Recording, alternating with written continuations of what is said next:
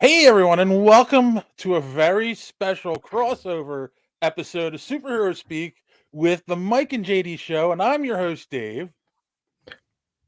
John's not here. I'm JD. Yeah, and I am Mike Gilbert, and thank you guys for having me. I really appreciate you letting me be on the show. No, this is great. So of course we'll get into it at the end, of, near the end as we always do. But we're here to talk about the Iron Claw, and that's the whole reason I thought this was a great opportunity to do a crossover. And John's being a little bitch and refused to see the movie. So John is in fact a little bitch. So he didn't even. Here's the worst part. I love John because John gets us to. Hey, Hello, dude. James Burton. Good to see you, my friend. John gets us to out of the comfort zone sometimes. I refuse to watch anime, but I make jokes about it. See, Mike, there are limits to my nerddom. And he's like, hey, we should go watch Godzilla -1. I'm like, yeah, let's watch Godzilla -1. That's a great idea. And I wound up being like, dude, it's one of the best movies of the year. I absolutely loved it. So then I highly recommended Iron Claw on 2 weeks ago. And we were not last week, 2 weeks ago's episode. Dave, when the hell did we record that? Was that 2 weeks ago or a week ago? I don't even remember. Well, we recorded it on like a Wednesday, and I put it up Friday, so like a that's week and a why. half ago. That is why I messed up. All right, that makes much more sense. So I record, I'm like, hey, Iron Claw is one of the best movies I've seen in a long time, blah, blah, blah. And then Dave's like, hey, let's review this movie. And I'm like, yeah, fuck, let's do this. Let's talk Iron Claw. Let's talk wrestling. So then John just totally went off the not returning messages. Hey, Ronnie Pena, thanks for joining us tonight, my friend. See, look, I share it to my Facebook page for the first time ever, and I'm getting people who don't normally listen to the show. That's a good buddy of mine. Thanks, Ronnie. So yeah, but John's a little basically and won't talk about some movie. So instead, we got one of my dearest friends in the whole world, the co-host, the leader. I'm the co-host, realistically speaking, of the Mike and JD Show, streaming live every Thursday night at 11:30 Eastern, 10:30 Central. The great Mike Gilbert, the guy who keeps our other show running, because as Dave will tell you, all I do is make jokes. I'm sure you both can agree with that. I've got a really strong feeling that Mike is the Mike and JD's version of me. Yeah. I honestly, Dave, I feel like you and I could just do a whole podcast where we just kind of bitch about JD. I think we I think that's accurate. I'm pretty sure that could be a thing. Yeah, Mike, to be fair, I'm never in JD's show, but I am late to almost every superhero speak because I have to poop constantly on Sunday nights after dinner. So yeah, JD also understands that when he's doing a show with a master sergeant, you don't show up late. That just never happens. We're always on time. He would yell at immensely if I were. So I respect the chain of command, and I'm on time. Yeah. Oh wait, let's see. Ronnie says, "What am I saying? Do wrestlers watch wrestlers, especially the Von Erich brothers?" Man, that's what I'm saying. This is one of my good wrestling buddies from Illinois. So glad he could be watching with us tonight. So I'm super excited to talk about this movie. I'm super excited to have my two worlds collide. And this should be a lot of fun. Hopefully my internet doesn't crap out, as we were having problems with it on our show last week. So how was everyone's New Year's? Let's start with that. Since Mike is the kind of guest here, how was your New Year's, Mike? Man, my New Year's was really great. So we had this grand plan where we were. So I live in Hawaii. I don't know if you know that, Dave. But it's funny because I'll be honest, I haven't really watched your show much before. So I watched. I know your Christmas episode where you guys were talking about movies. Yeah. And so I learned a lot. That I knew you have a military background now, and then you live in Hawaii. So. Yeah, so I'm stationed at Pearl Harbor, Hickam. So it's like a joint base, an Air Force Navy joint base, Pearl Harbor, Hickam. And dude, New Year's Eve is huge out here. It's like a huge party night, craziness just going on all night. Well, I'm a 40-year-old dad with a wife and a kid, and so we did have plans to go spend New Year's on the beach and watch the fireworks because there's fireworks everywhere. And my wife actually made the plan, hey, this is what we're doing. And then by 6:30 p.m., she's like, I'm exhausted. I think we're going to go to bed early tonight. So I went to bed at 10 p.m. on New Year's, and I was happy with that. I was good with it. I got up at like on New Year's Day. I got up at like 5 in the morning, had a cup of coffee, went for a run. Like that was how I started my New Year. I started it off right. So my New Year's was tremendous. Cool. How about you, JD? Well, I coached days leading up to New Year's, so I was pretty busy. And then Andy and Michelle took the trip to her dad's house in Wisconsin. So they were in bed early. So I was just, and I kind of said, all right, I'm gonna see you in the new year by myself on the couch. And I did that. And I stayed up. I think I was watching like Professor of Rock videos on YouTube. And then at like 12:07, I went, okay, I'm going to bed now. I did, and then I spent the rest of the week by myself with the dog. Sounds exciting. Dude, it's this. All I do is coach. Like my whole life revolves around coaching at this point. Yeah, and I got no problem with it. I love doing it. It's what I live for. You know, my family came back today, and tomorrow we start school, so I'm excited to get back because I'm bored and I need some structure. I need you guys. I need people telling me what to do, or I'm gonna fall apart. Like Michelle was gone for a week, and I'm just like sleeping all hours. Like I'm not going to bed in time. Like I'm a wreck if left to my own devices. It's not good. yeah. If Mike and I didn't have a show last week, I don't know if I'd have like cleaned up. Realistically speaking, I might have just been wallowing in filth. Sounds. How about you, Dave? How was right. New Year's? I was good. It's funny because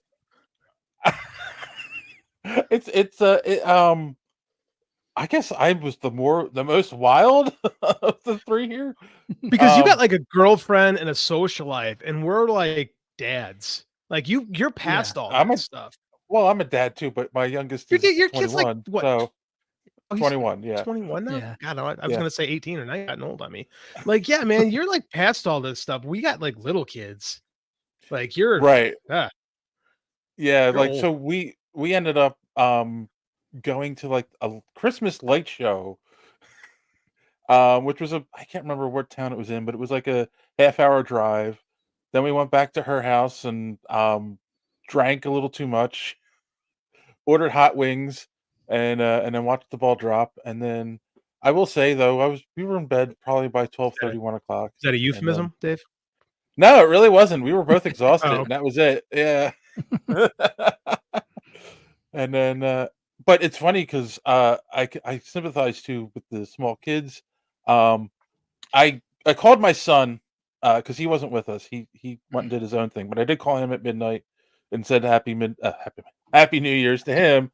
I knew I wasn't gonna call my daughter. I talked to her the next morning because yes, they were all in bed by 7:30 because she has 5-year-old twins, 5-year-old, and and a 3-year-old. So yeah, they were all in bed by 7:30. So you're right, Mike.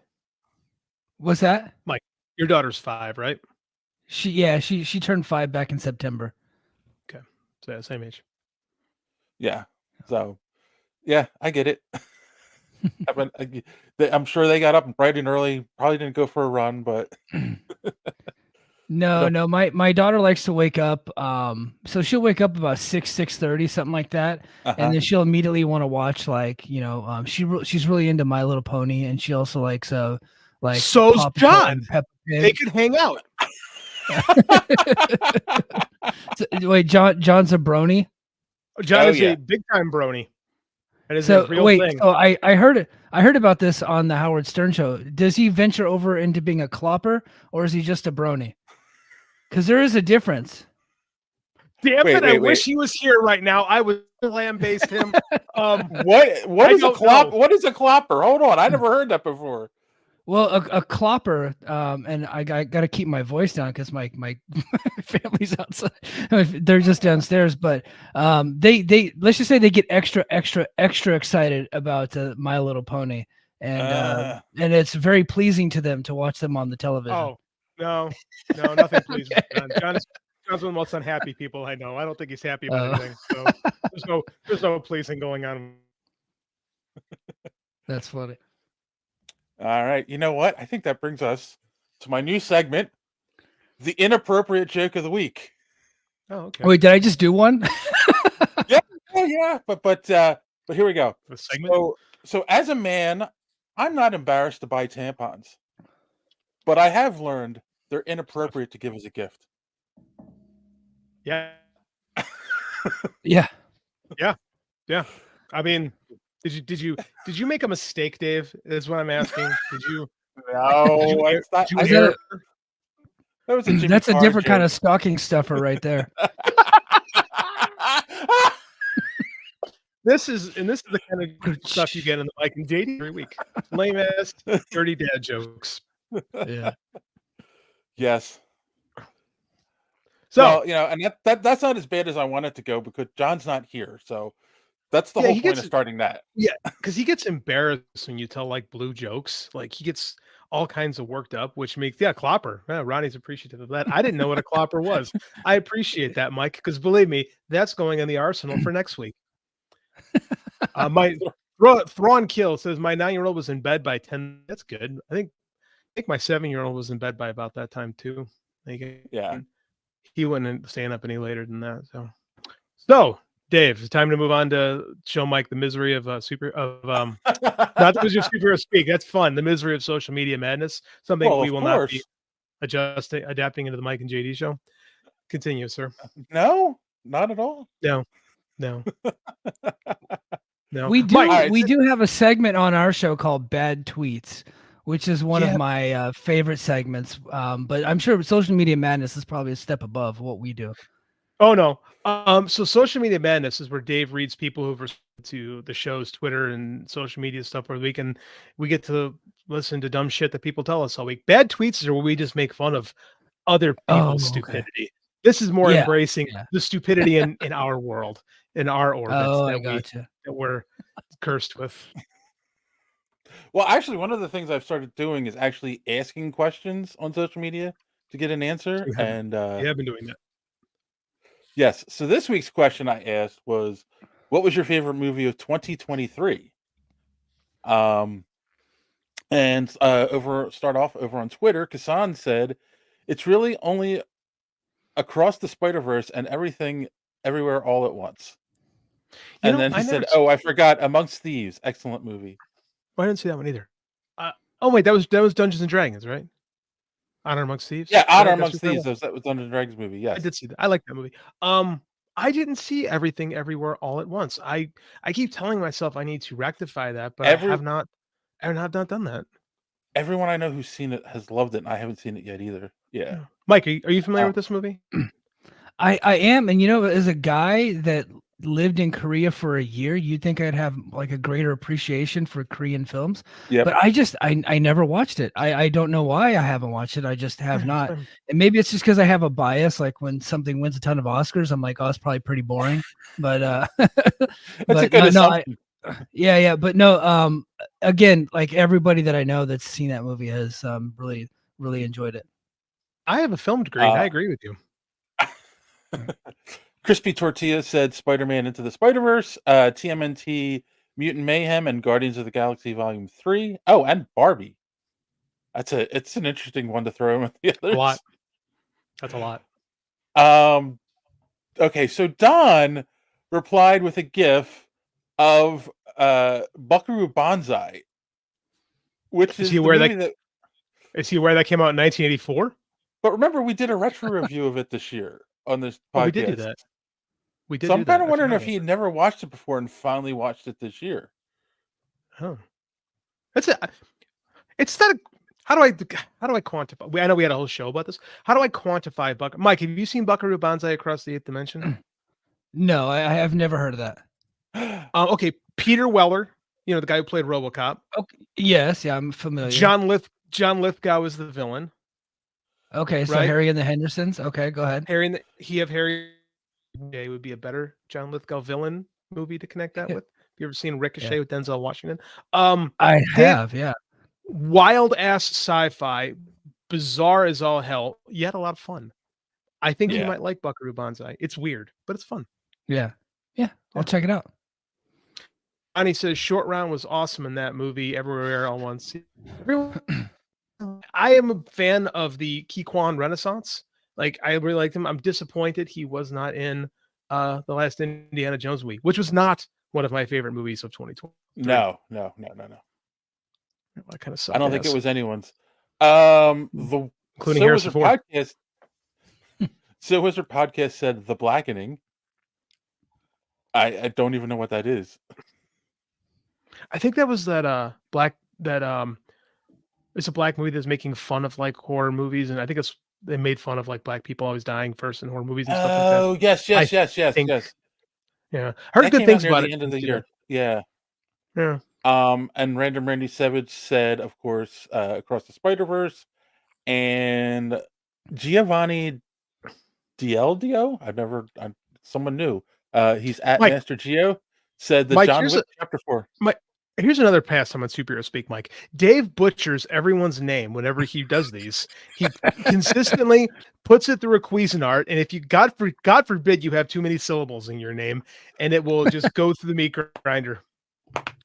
It is pretty difficult unless you like email the person, but hey, can you like enunciate this for me? Right. It's a gimmick now. Now we got to keep it going. Yeah. Yep. So Randy now is saying The Blackening, even though he already said Across the Spider-Verse on Twitter. He likes to do that. He does do that. Kassan, I think you would have. Okay. I'll read it. Kassan says, I think you receive more very responsive for series. Fall of the House of Usher, Beef, Blue-Eyed Samurai best. I heard nothing but great things about Fall of the House of Usher, the last Mike Flanagan project that they did for Netflix. And God, did I love, oh God, what was the name of this vampire show from a couple years ago? Midnight Mass. That was absolutely excellent. Flanagan's attached to direct The Dark Tower or Amazon Prime coming up. Geez, I hope that happens. Oh, there's Donna Megalomanirs. It's the greatest. I don't know what it's is. Pronouns, pal. You got to be more specific on what you're talking about there. Buckaroo Banzai. Dude. Oh, Buckaroo Banzai. Yeah, Buckaroo Banzai is pretty good. Randy also says, of all their podcast doing the exact same show in like a week. Yeah, that's true. This is kind of what a lot of podcasters are doing right now. Their best of the year. Yeah. All right. Oh, and then I'm having a hard time loading it on my computer. So over on TikTok, we had Randy answer again. Same as yours. Across the Spider-Verse. My worst movie was a movie that made me sad. So I asked what movie was that, and he said Operation Fortune. A spy comedy with my celebrity crush, just garbage. And then 8-Bit Ray said a lackluster year of 2023 was the pickings are slim, so I'll say Evil Dead Rise. So Evil Dead Rise. I don't think Mike, you said the same thing. You didn't care for it either, didn't you? No, I did like Evil Dead Rise. Oh, yeah, I did. But JD, I'm a little bit different than JD. I just disconnected it from the original series. Like I was just like, okay. And then, so once I did that and I just shut my brain off, I was like, okay, this is actually a pretty freaky movie. It was, a popcorn movie that I just happened to enjoy. I wouldn't put it in one of my top movies though. Okay. So while you're here, what was your top? Yeah, yes. You know what? Across the Spider-Verse is right up there. I really, really loved TMNT. I thought that was tremendous. And it was really important to me because that one I got to share that with my daughter, and then I started to show her the original series from the 80s, and she just loves it to where she was like wanting like Ninja Turtle stuff at her birthday party this year. So that was great. Blue Beetle I thought was like absolutely fantastic. Now, Dave, one thing you need to learn about me is that I'm just a complete meathead, and one of my favorite genres of movie, which I think is the greatest genre of movie, is just the 90-minute badass action movie. And somebody just put it in the chat, PBC. I was about to introduce it. Extraction 2. That shit was so badass. Extraction 2 with one of the Thor brothers. Can't remember which one. It's like they're like the Olsen twins. I think they just take turns in movies. But what has one of the Thor brothers in there, and then the other one was Plane with Gerard Butler. I just absolutely tremendous. I know you asked me for one, I gave you 5. So sorry. Hey man, I do a show with you. I know how this goes. So have you seen the trailer for The Beekeeper? Yeah. I have. Yes. Are you on board with that? Because I saw the trailer for that and at the Iron Claw and went, holy shit, I need to see this one. Yes. Yeah, I'm totally on Jake- board. I actually just watched that trailer during football today. Yeah. I'm pretty stoked for that one. Dave, what was your favorite movie of 2023? Well, I will say that I will honestly say the movie, because it surprised me the most. It's the movie I didn't want to see that you guys made me see, and I ended up loving it, and that was Godzilla -1. That was it? That was your favorite movie of the year? I think that was my favorite movie of the year. I mean, obviously, I'm gonna put Guardians up there. I really liked that, and I'm trying to think what else came out this year. Did Super Mario come out in Yes! 2023? That did come out. That Okay, did come out this okay. year. That would have definitely made my top 5. Absolutely. So I'm Randy gonna be says honest. it's Chris Hemsworth in the No. Extraction movie. The Thor Just brothers. come on. I was from telling. now on. I was doing a PBC. I was doing a bit, brother. Don't ruin the bit. Yeah. No, I could smell Mike Vick coming a mile away. That's what they are for the rest of time. Blue Beetle was terrible. That's You're my done. friend Doug. Oh, so I've you're known done, him for a sir. long. Can Get we out. kick Doug out? Can we kick Get him out. out?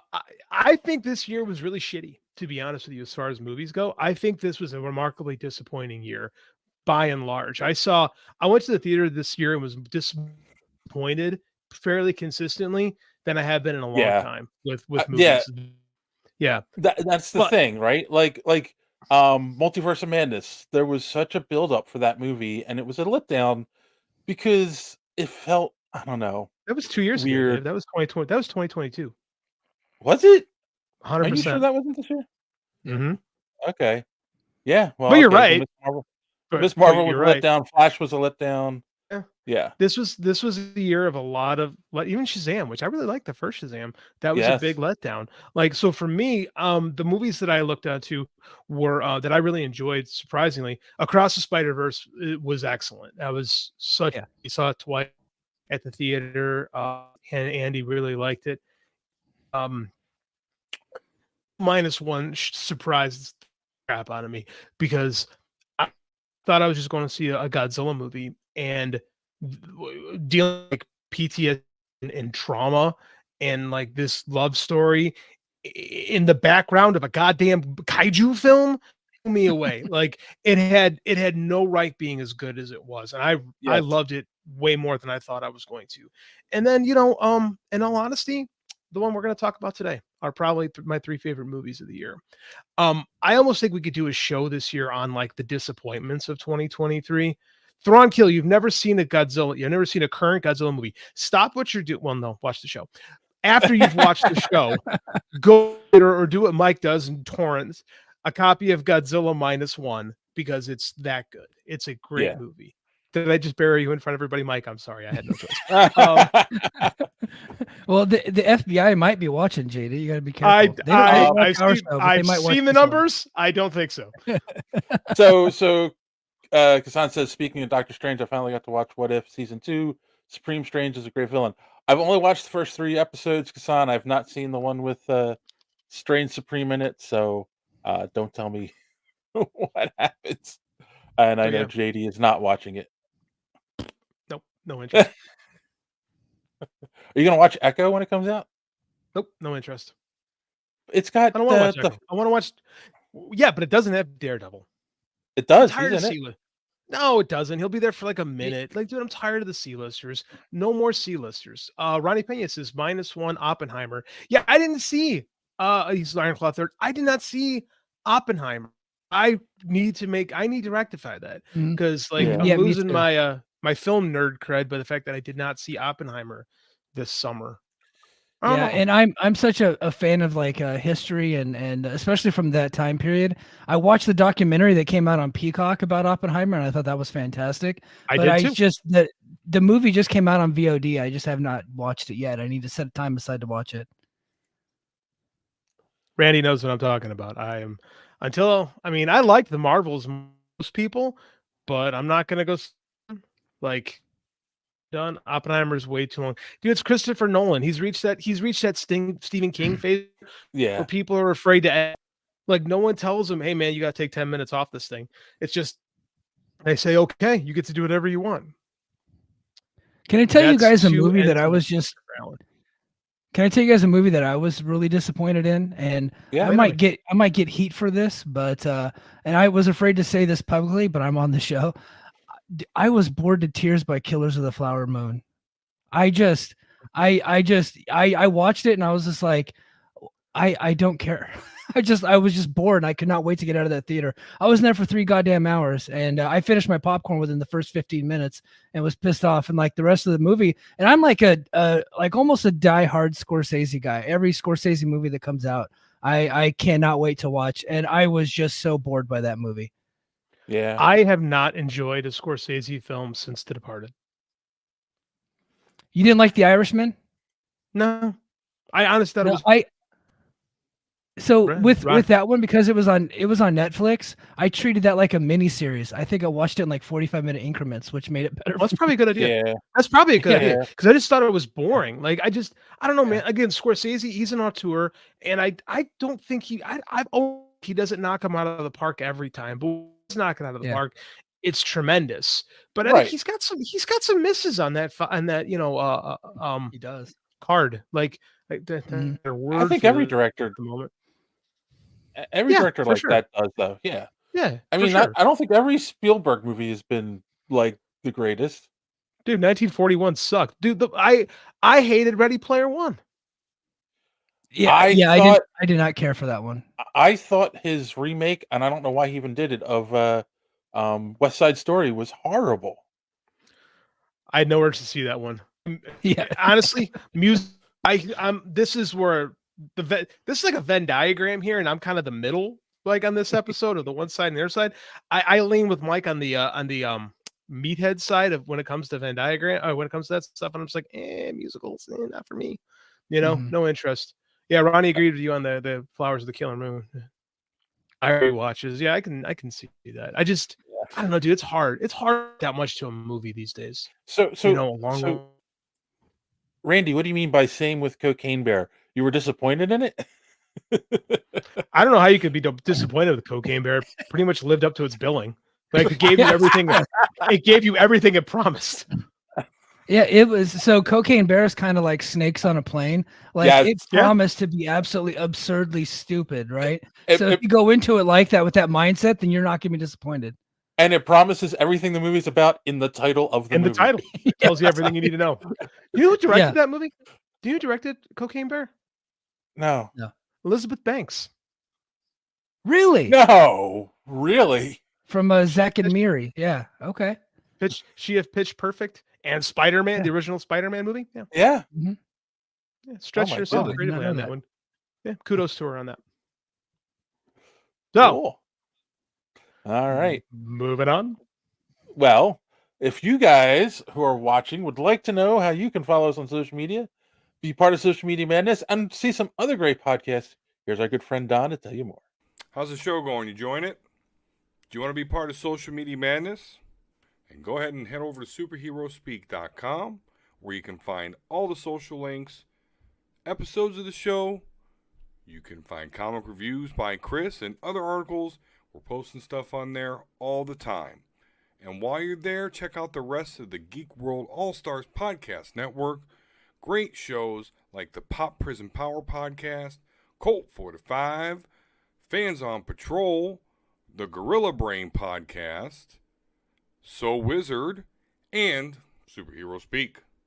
Hashtag GW All-Stars, and you will not be disappointed. So make sure that you are engaging with the Superhero Speak Twitter post whenever they come up. Give us your best comment, and you may make JD say this. I get so tired of these dumb motherfuckers. All right, it's back to the show. That's the best one. I'm sorry. I put you in that one.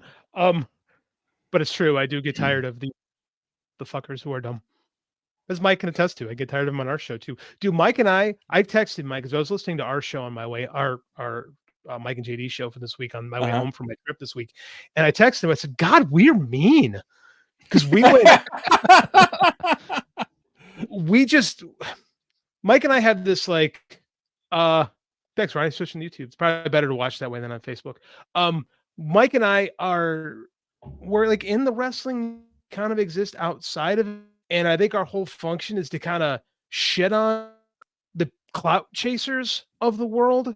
And we just spent about a good, it's just freaking going off on by name. We weren't being like colloquially about anything. We were like, this guy, he's a fucking moron. That guy, a dipshit.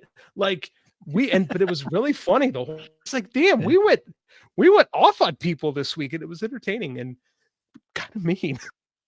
It was kind of mean, and I think the bad part is that we got a lot of compliments for it. So now I feel like they're rewarding my bad behavior by because I'm a guy who loves a good compliment, and so especially when you compliment me for telling somebody that they're a shithead, I am going to do that more. We're a couple of us compliment whores, that's for sure. But the problem is we're right. Well, while we're here, for those who don't know, who aren't watching this on your YouTube channel currently, where can they find you guys every week? Well, so if you just go to the Mike and JD Show YouTube channel, you can just search Mike and JD Show, and we should pop right back up. We're the only two idiots named the Mike and JD Show, so I think that would work out just fine. But we also have a subscription service if you go to Patreon. So go to patreon.com/the Mike and JD Show. You get our regular show every single week. I do another show called Brace for Impact. JD has the JD Oliva Project. Plus, I do news bits throughout the week. JD does his articles, and we don't just talk pro wrestling. Like as David mentioned earlier, we did a whole podcast about Christmas movies. We did an entire podcast about the JFK assassination and how I am a crazy freak for JFK conspiracies. We've done all kinds of stuff. So if you guys are into stuff like that, aliens, we talk movies, aliens, conspiracies. It's predominantly a pro wrestling podcast, but we can go in any direction that we choose because it's ours. We don't work for anybody. Right. And so, please check us out, Mike and JD Show on YouTube. All right. And if you're watching us right now find on either channel, hit that subscribe button, click that bell for notifications. And what were you going to say, JD? No, so you can also listen to us on anywhere you platforms. Part of the Voices of Wrestling podcasting network. So we're part of a great bunch of series on that, much like being part of the Geek World All-Stars here. So it's always good to have friends. But we are available in many places. And if you like wrestling, or if you just like a couple guys that basically like talk shit, it's kind of similar to this show. Speaking of friends, I got something special for you, JD. I got a new one. Oh. So let's Randy made a new one? Break, and we'll be right back. Wait for this, Mike. I like this. I went to Japan and I shot with Hitomi. She's the one with the really big boobs, right? The huge natural boobs. Asa would hype her up a lot. Yeah. Were you intimidated going into seeing these boobs? I wasn't intimidated. I was excited because this was my moment. Glennie, this was my moment. This is your moment to not be the biggest breasted queen in the video? No. This is my moment to finally have Hitomi to my face. People dream of this moment. I dreamt of this moment and my dream came true. How was it? It was amazing.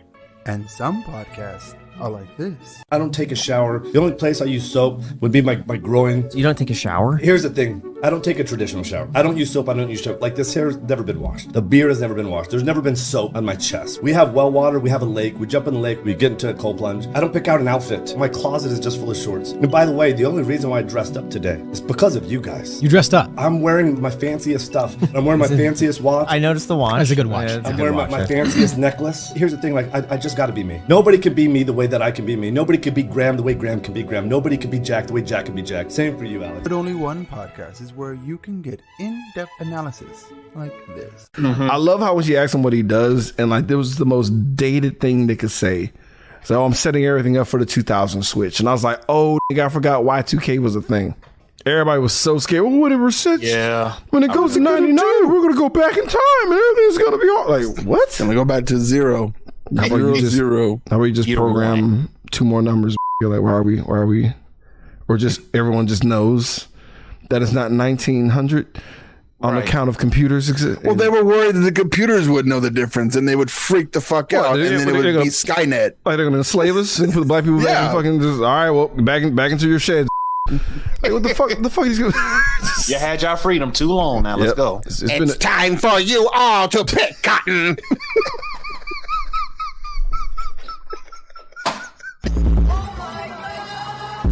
You are now listening to Cult 45. This is Beat 'em Down. And I'm Random Randy Savage. Find us on all your podcatching apps like Podbean or Spotify, and follow us on Twitter, Instagram, and Facebook, or just go to www.cult45podcast.com. Also, check out our YouTube for that sweet, sweet video content. Cult 45, the only podcast that puts hair on your chest. Jesus Christ, Randy. Oh my God, that was funny. Okay. Okay. First of all, you went way. Yeah. Hey, because that's our buddy. This is our buddy Mike. John's fine. He just didn't want to do the show this week. He hated the topic. Porn star stuff is usually fun. That was way something. Other dude on his balls, sees a ball a day straight in his ass. You know, Mike and I host a wrestling show. We know an altar if we see one. Yeah. The Liver King, 10 cc's of Diana ball, liver a day. Absolutely. That I don't. You're familiar with the Liver King, JD? I am not. No. He was like real big on the internet for a while, talking about he was all natural, and he like had all these videos where he was like he was pulling chains and walking around and like showing that he was eating raw meat, and he sleeps on a flat, and then it came out that he's on steroids. Joe Rogan exposed him, and and he finally and he was going saying that people were defaming him for saying he used steroids, and kind of like a Hulk Hogan situation. Now that we're talking about the 80s, right? Similar thing, Dave. I don't know if you're how familiar you are with Hogan, but he was doing the training, the prayers, and the vitamins in the 80s, and he was doing anti-drug campaigns. And then of course it comes out that he was on the juice the entire time, and everybody knew that he was, but he was denying it forever. And then it came out in court documents that he was in fact a juice head, like the rest of the wrestlers. Yes, this guy. I'm familiar with a steroided up physique when I've seen them. Yeah. And then Randy, I'm going to make sure I download the Office Space episode of Cult 45 because I was in tears just at the commercial. So kudos to you, sir, on that one. Okay. I will say this about the Y2K thing, and everyone makes jokes about it, but as a software developer and who has many friends and family that are also software developers who went through that, someone who will remain nameless, who's a good friend of mine, who works for John? one of the largest military contractors, aerospace contractors in the United States. I will leave it at that. There are satellites up in space that are huge, like the size of football fields, and their programs are using 2-digit dates. And if they thought it was 1900, they would have miscalculated the orbit around the Earth and crashed into the Earth. This was the stuff that nobody knew about going on at Y2K. So it really was an issue, but it just wasn't like the things that were real big issues were fixed years before it was actually an issue. So I remember when I was in college and that was a thing, and I remember people getting out about it, and I remember there were people that were emptying out their bank accounts, and because any chance people have to be stupid about something and load up on toilet paper and those kind of things because they worry the end of the world is coming, they'll take advantage of it. Well, that joke was beaten now. Randy, it doesn't matter. It was recorded. It was funny. It was good. Don't let Dave ruin your humor. Don says tungsten god rod satellite. I feel like, Dave, what the fuck are you talking about, man? What do you mean? Oh, no. Tungsten god rods. They're those. You don't know what a god rod is? No, I don't know what a god rod satellite is. Educate me, guy who works in software. I'm a fucking That's teacher. a more modern thing. This isn't pre. That was pre. I mean, that's not. That's this. That stuff is post 2000. But they're these satellites that will shoot a tungsten rod down onto the Earth, and it's more devastating than a nuclear blast. Because Well, they it will could. destroy everything, and it won't have the radiation. Yeah. Is that a thing? It's a thing that could happen. It's a thing that could happen. It's tungsten's just a type of metal. It's just a metal. It's got a little bit of radiation in it, but if they could shoot it from space, and all of a sudden it's all over for us. Yeah. Mike, is this a thing that I have to that you guys talk about? My friend who works in the Air Force, Is this a real thing? Well, I was before I came here to Hawaii, I was at a place called Vandenberg Space Force Base, where the National Reconnaissance Office and the Why I'm asking you? and all the spy satellites that get shot up into space through SpaceX and the different contractors, they actually leave from that base. So that is something that I have heard before. The satellite I was talking about was a spy satellite. It was an information gathering satellite, not one of these tungsten rod satellites. Well, goddamn, ignorance truly is bliss. Now I have that to worry about too. Great. I remember this friend who will remain nameless. Do you remember the movie Enemy of the State? Will Smith and Will Smith. Yes, tremendous. Gene Hackman. Yeah, good movie. and I remember watching that Tony movie. Scott directed. The late great Tony Scott. The late great Tony. Tony Scott directed. He's one of my favorite directors. I remember watching that movie and then turning to my friend and going, "Is any of this real?" And he just smiled at me and he's like, "It used to be." As in, like, the stuff they have now is more advanced, and I'm like, "Oh crap!" Yeah, this is why, like, when Mike and I will get into it, like when Mike and I do our conspiracy stuff, he's like Mulder and I'm more like Scully, so I'm like a little bit, like, I don't know. But then there's times he's like, we'll talk about aliens and shit, and I'm like, the fuck do you know, man? Do you want to sleep at night? No, no, never, because I gotta know. I'd rather, like, my know-it-allness like works in like against my anxiety. A tough spot to be in. Ronnie says, should we be worried about Zuckerberg building a bunker with all this satellite talk? Should I be worried? I yes is the answer to that question. I am absolutely terrified, but we're all gonna die. Yeah, we're all gonna die. It's that simple. Move on. All right, let's talk a little news. I got some nerd news. I don't know if I did say in the email if you guys had any wrestling news you wanted to inject. You could do that as well. Got nothing? Did anything happen in the last couple of weeks? Not anything that we haven't. Yeah, we had a monster of a show on Thursday night, and we covered everything pretty in depth to where. But since Thursday night, there has not really been any news worth talking about. Quiet, I would say. Yeah. Okay. Mercedes Monet is working everyone trying to get paid a lot, and Mike and I are over the conversation, quite frankly. Yeah. Jack Johnson has come out and said that he would be willing to play Peter Parker. Jake Johnson. Yeah, sorry, you did say Jack Johnson, and I wrote back in the email. You did. I'm like, what the fuck is Jack Johnson? Like in my head, I'm thinking. I thought that was the Hawaiian folk singer or the. Yeah, that's what I thought too. The boxer. And I'm like, why the hell would that guy? Either one of them is dead. Has been dead for 100 years.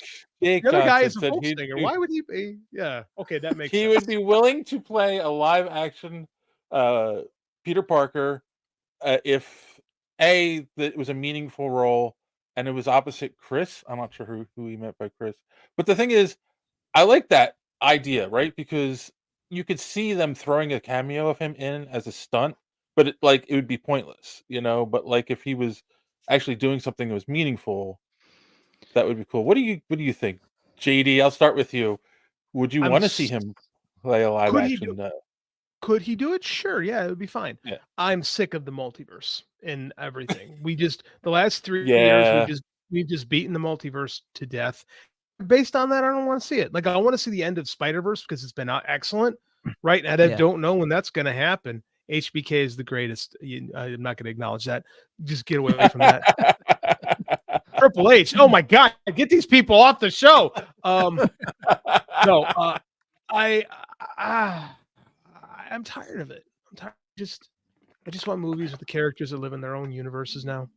Like, and I lost my mind when Andrew Garfield at Portal in Homecoming, or which Spider-Man? Which No Way Home? Home. No Way Home. I can never keep those straight. Yeah, I loved it, but I mean, since then we've had so many of them, and by the time I walked to the Flash, I was like, I think I'm done. I think I'm done with the multiverse. So I'm happy with him just doing his cartoon, and I'm good with it. How about you, Mike? Would you want to see him do a live action? If they wanted to do one after the current series is over, like if they kind of end it with the current Peter Parker that we have, and they because there's too much money in Spider-Man for them not to just stop doing Spider-Man movies. Like, they got to take a couple years off and then reset it over again. Like, that's been the pattern. So if they want to, end it and then take a couple years and then reset it, but then that kid might be a little bit too old by then. Who knows? He might have a little bit too much hair on his face, a little too much bass in his voice to be able to pull it off. But so Jake Johnson is Peter Parker in those movies. So he like the old fat Peter, like the middle-aged Peter Parker, like the mentor. Oh, okay. In this way. So that's the guy. So like, I get what you mean. And I had another point that I was going to make, and then I forget what it was. What the heck did you say at first? What was your first point, Mike? Because I had Sony making these Spider movies. Mike, it's worse than you think. They keep making Spider-Man movies that don't have anything to do with Spider-Man. In a couple months, I'm going to have to watch the Madam movie for this stupid show, and I have no interest whatsoever. I'm angry that it's even being made. I'm mad that I'm going to have to see it. It looks like absolute putrid, drizzling shit. And we're going to have to watch it and talk about it. And I'm going to have to get on here and say, this movie fucking sucks. But Sony's going to keep making them. We have heat. And then the Craven the Hunter movie. We're going to have to see that. That looks terrible. But Sony's got to keep that Spider-Man license going forever. Hey, JD, because you have talked about Craven so much on our show, I cannot wait to watch that because I know it's going to be dog shit. But now because you've been building it up so much as the worst movie possible, I cannot wait to watch it. It's going to be great. Honest to God, Madam Web might be worse. That trailer looks so bad. Oh, yes, Dave. What's Hassan saying? We're stupid? What? It was stupid? What? Well, kind of. JD said this show was stupid, and I was cursing for making me watch it. This show is stupid. Huh? What? You're wrong. Well, I do agree with JD that I think I'm kind of done with the multiverse because I'll be honest, as much as I love Across the Spider-Verse, it did get quite complicated. Right. And I think they need to just dial it back a little bit and just do a badass Spider-Man, going forward, kind of take a break from all the multiverse shit. Then you guys are going to love our next story. Oh, yes. That's a hell of a segue, sir. Continue. I won't even make Marvel has said they just come out that Marvel is going to recast Kang, but don't expect an announcement anytime soon. So they are going to continue on with the Kang Dynasty. And so that's more multiverse fun. Yay! So Kang, that's the one that Jonathan Majors was going to do, right? But then he got jammed up. Okay. Doing it. He actually a couple of them. I mean, he had been doing Kang. So I don't know, man. But I get this whole don't expect an announcement like that beats me a lot of pause on what the hell's going on over at Disney. Like, are they just slowing down Marvel stuff because it was so clusterfuck of a year for Marvel? Maybe. I don't know. The fact they said that don't expect anything anytime soon makes me wonder what that means. I don't know what I think like that's not their MO. They casted Terrence Howard. They recasted Terrence Howard over a weekend. They're like called Don Cheadle, hey man, take it or leave. That's literally what they did. They called Don Cheadle and said, hey man, you got to commit to this in 45 minutes or we're going to go to somebody else. Yes, but a couple of things with that. I think they were new at that point and they had momentum going and they wanted to keep it going. And two, like this is such a big blow to them at this point, and they don't want to just cast anyone and then like have blowback from that. So they're probably trying to separate themselves from the news of his arrest and his conviction before they recast him. But what do you do then when like that's supposed to be the central villain for the next like 8 or 9 movies? Like I don't understand. Okay, sure, you go back to Kang eventually because you've got this, but what are they going to do now? They should do what I suggested and just go to Doctor Doom or the X-Men, one or the other. But I mean, like, I don't know how you move. Maybe they don't. Maybe that's the problem. Maybe they don't know what to do. I think they don't. I don't know. Who would you see as a possible replacement for Kang? Any thoughts, gentlemen? I'll let you go, JD. Because the only guy that really comes to my mind, I don't think would actually work because he was already in the Marvel universe in a different movie and got killed off. But he's one of my favorites, and Michael B. Jordan. I just love him, and I thought he was awesome in Black Panther, and I love him in Creed, and I like him in all the movies that he does. But I just don't know that would work because he was already in one of the other movies. Yeah, I don't like doing this for, I talked about it on the show weeks ago why I didn't think they should recast. Okay, it will be fun. It will be fun. Terrence Howard. Oh my god, that would be perfect. Because That he was yeah. he was the original roadie, and then you get like a little meta twist on it of why Kang pissed off at the Marvel universe. I don't think they would do it, a pain in the ass, but that was also 15 years ago, and Terrence Howard isn't what he was 15 years ago. Right. Like, yeah, I would do Terrence Howard. That's what I would do. But I am also all for the chaos. Marshall Ali would be Marshall Ali. Yeah. He's a great supposed to, he's supposed to be Blade if Yes. they ever do anything with Blade. Yeah. So, Blade movie that I've been hearing about. Ronnie says Disney's gonna wait till the heat blows over and recast Jonathan Majors as Kang. No, I think that that with guy's James done. Gunn. I think so too, because he's going to jail. Yeah. Like, yeah, especially he's going to jail. He wasn't just accused; he was convicted, right? Like there is a little bit of a difference there. yeah, that's real. Like, that's a real problem that he's got. He's got problems to deal with. Him not being Kang is far down the list. James Burns says, "Who cares? Kang is a list POS." List POS. I don't know what you mean by list. A-list piece of a list. No, I read it as a list, not a list. Okay, sorry. Give me something more low key with a small budget, not written by a fucking committee. I don't disagree with that. I just don't think that's where they are right now, nor where they've ever been really with the Marvel things. Quite frankly, the best MCU villain currently is going to be an Echo, and I'm not going to watch it. So speaking of James, I forgot. I wanted to announce this at the top of the show. I completely forgot. Look, Damage Inc. In the upcoming issue, we have the honor of being killed by some zombies. James rendered us beautifully. The most about it is I'm the tall of all of us in my rendition, and for some reason, he drew me wearing like one of those. What do you call the hats that don't have like the center on? Just a visor, I think. Yeah. Visor, thank you. He got me wearing a visor. I don't think I've ever worn a visor in my life, but I could tell it was with me. NWO on it. With NWO on it, which led me to believe that was me. So I was like, you know what? I'm tall and I have a visor, so I'll take it. So thank you, James. Made me smile. Yes. And he also did the dumb mother. He worked in the dumb motherfucker line, which I really appreciated. I got a good laugh on that one. Ron says Blade is dead in the water. And then the other something that just came up today, we're still working in. I still have to approve it, but it's fine. I know he's not watching. Hope Volume 2, Dirk Manning's Hope Volume 2. We will be quoted on the back cover when that comes out as a hardcover. So. Oh, cool! Congrats. Yeah, from the interview that we did with him at Comic-Con this year. So. Oh, yeah, neat. That's pretty cool. And John, John starts a ton of shit. Yes, he did, and that was great. As always. As always.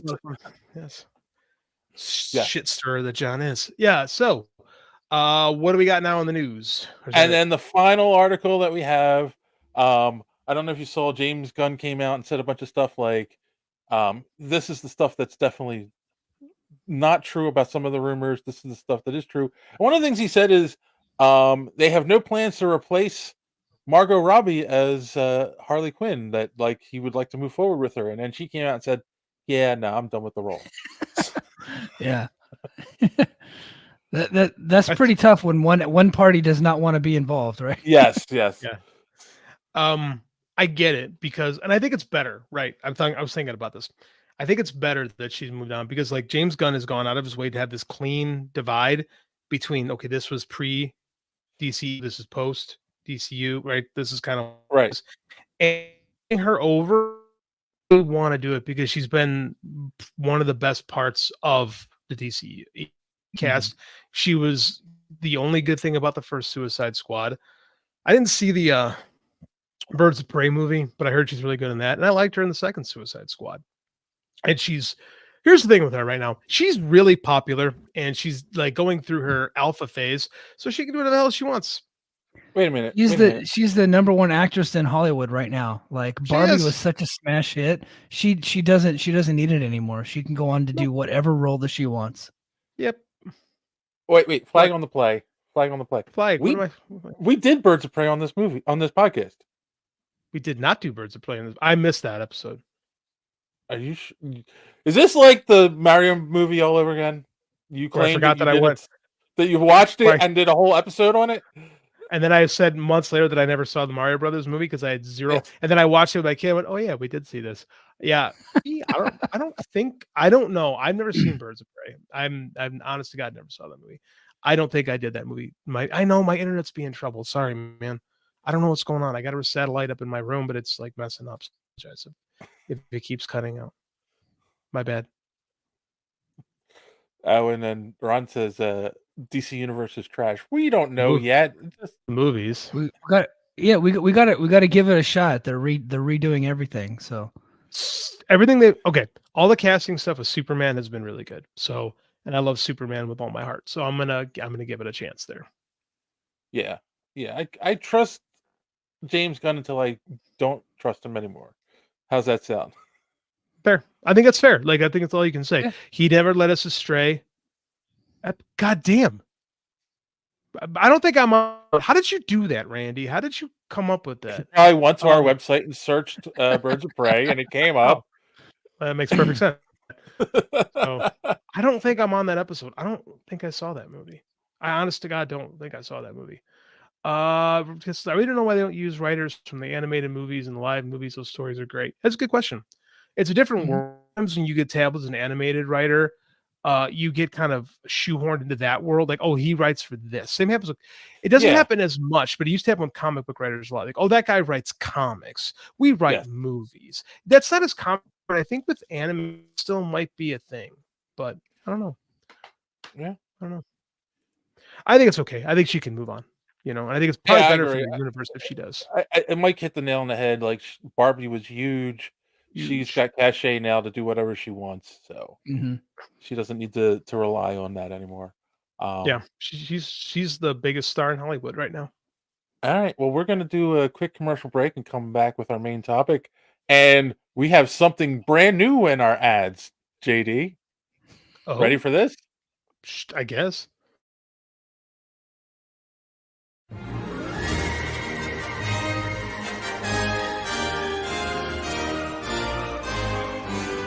This is so wizarding.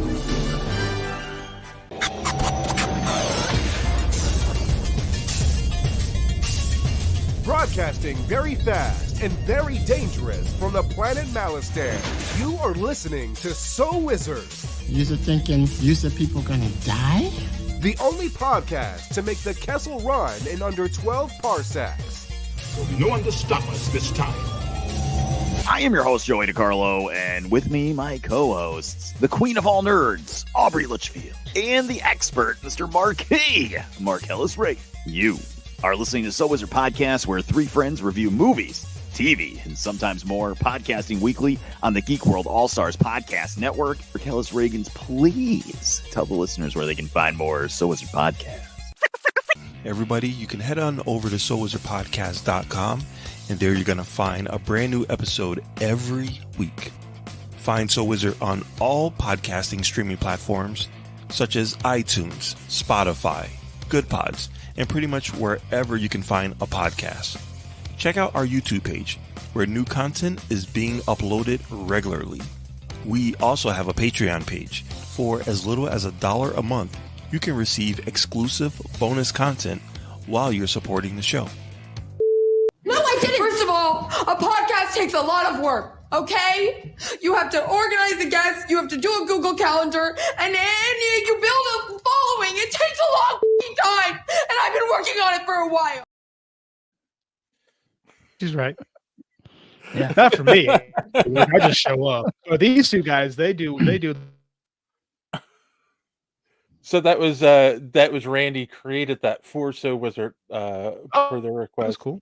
Yeah, and for those who have watched the show and have seen some of those people, actually, you know what? They've never come on since we've done video, except for Joey. But yeah, that is not what Marcellus looks like, and that is not what Aubrey looks like. I've never seen the fact Marcellus okay. like that. What was that? Nothing. Oh, you've never seen what Marcellus looks like? No, I never look like. So sorry, my internet's being wonky, so I'm just going to. Okay then, but now you got to talk because we're getting into our main topic here. So we're going to be talking about the Iron Claw. Before we get into it, as always, I like to give the numbers. So far, as of the recording of this podcast, box office domestically, because it's only released in the United States, it's made 24 million, 336,000, and Rotten Tomatoes, the critic score is 88%, and the audience is 94%. So that's great. 24 Yeah. million sounds really low, but it's an R-rated movie. When you're an R-rated movie in the US, you're guaranteed to make like something like 60-70% less at the box office because you're cutting your audience essentially in half. But JD didn't it only have like a $25 million budget. 15 million.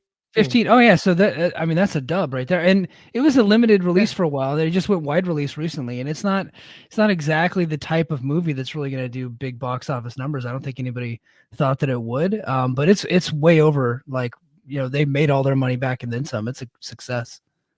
Big time. This is an award film, right? This is something released during award season. Like this is not excuse me. This is not a movie meant to boost the box office. This is a movie that's this is a tragic story about professional wrestlers during Christmas time.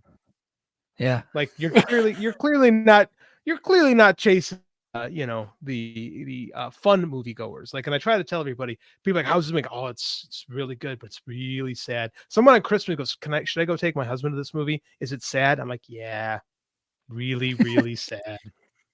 So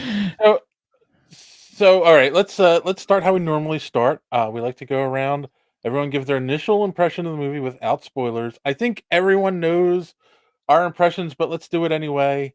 And we'll start with Mike. I loved this movie. I just thought it was absolutely tremendous. And we won't get into the spoilers and like different plot points, but there were some parts of the movie that didn't really reflect the actual story. Mhm. So for me as like a hardcore fan that knows that story very well, like I've read books and I've seen all the documentaries and I know that story up and down. I had to go into the movie knowing that it wasn't going to absolutely reflect every detail of reality. I had to go in there without doing, well, actually, this is what happened.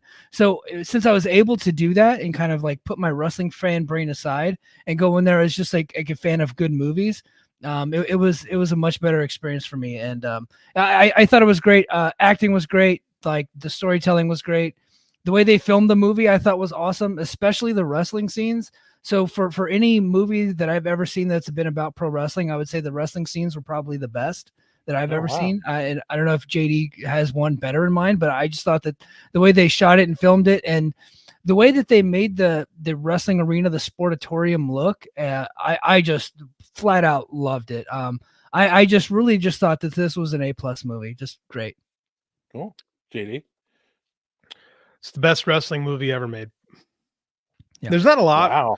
There's not a whole lot of them. I thought The Wrestler with Mickey Rourke was really overrated, and it was like the movie Rockstar. Like it was just every rock and roll cliche was thrown into that. Yes. Like that was The Wrestler was every like pro wrestling cliche story we've ever heard, and like he jumps off the top rope and dies, and it was a little much for me. But Spoiler. for spoiler for a 15-year-old movie, I know. no, this was great. And I texted Mike when I got out of the theater and I told him I was in tears. Like I literally had tears in my eye. Again, guys like us know the Von Erich story in real life.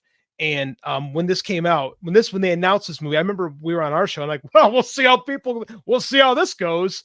And man, they absolutely nailed it. I adore this. I absolutely adore it. Yeah. I have to agree. This is a great story. Like even if you take the wrestling out of it, it's a well done movie, right? It's a good story. Well, it's a sad story, but it's told well, and it's it's like the filmmaking is really good, and it's not over the top in your face with some of the stuff. Like some of the things are subtle, but like you can pick up on it.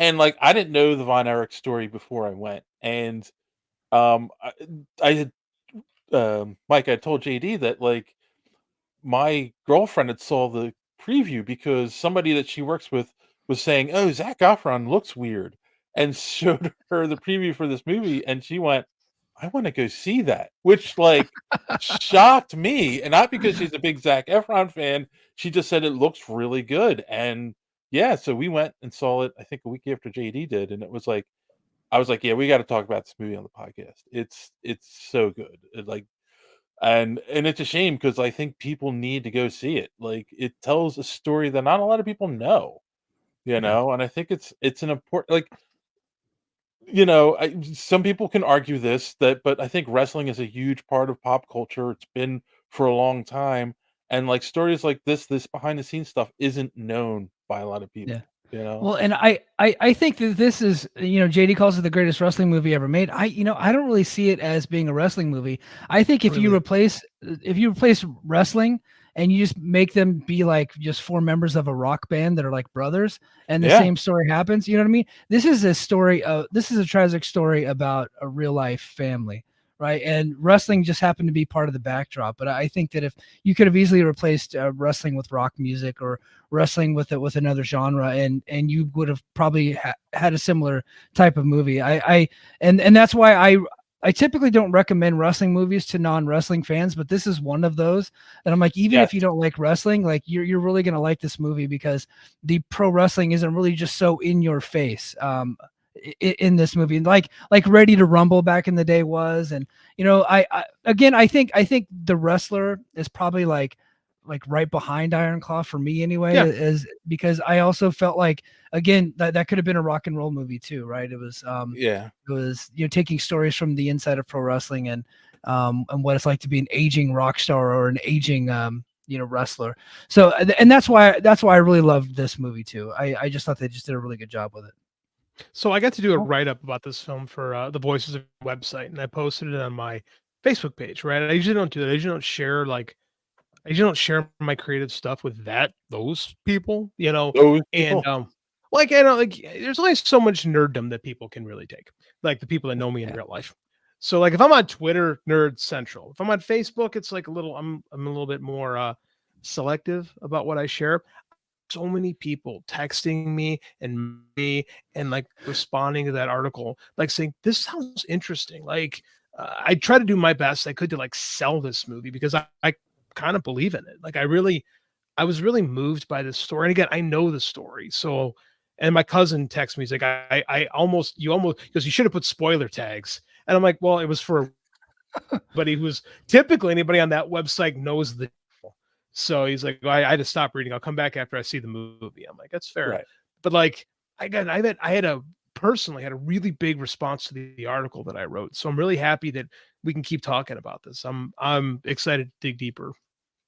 Well, speaking of spoilers, we're going to probably get into some spoilers now. So if you haven't seen the movie, you can stop watching or listening now. Go see the movie and come back and listen. Or if you don't care, get the fuck out. If you don't care about spoilers or you've already seen it, all right, here we go. Yeah. Guys, spoiler. Everybody fucking dies. Here's a real spoiler. Not all Dave, of them. Except for Kevin. Dave, I got a great one for you. I bet you didn't know. In real life, there was another brother that died. Yes. Oh wait, hold on. I wanted to say that too. My girlfriend, I was about to say wife. My girlfriend was so careful there. Enamored by this movie that like she did a bunch of research and started telling me things, and she was like, yeah, the other brother who they didn't put him in the movie because they said it was just too much. Like he was originally written into the script. Redundant. Yeah.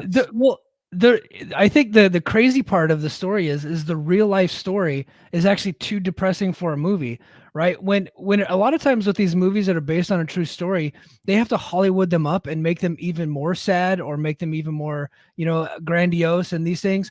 They had to temper this story down because not only did they miss Chris Von Erich, they didn't put him in the movie, but there was like two very famous wrestlers that were attached to that promotion that also died in crazy fashion that they could have added to the movie. Not only that, they didn't even get to the story about how Fritz died, right? Because it would have been a 4-hour movie if they did that.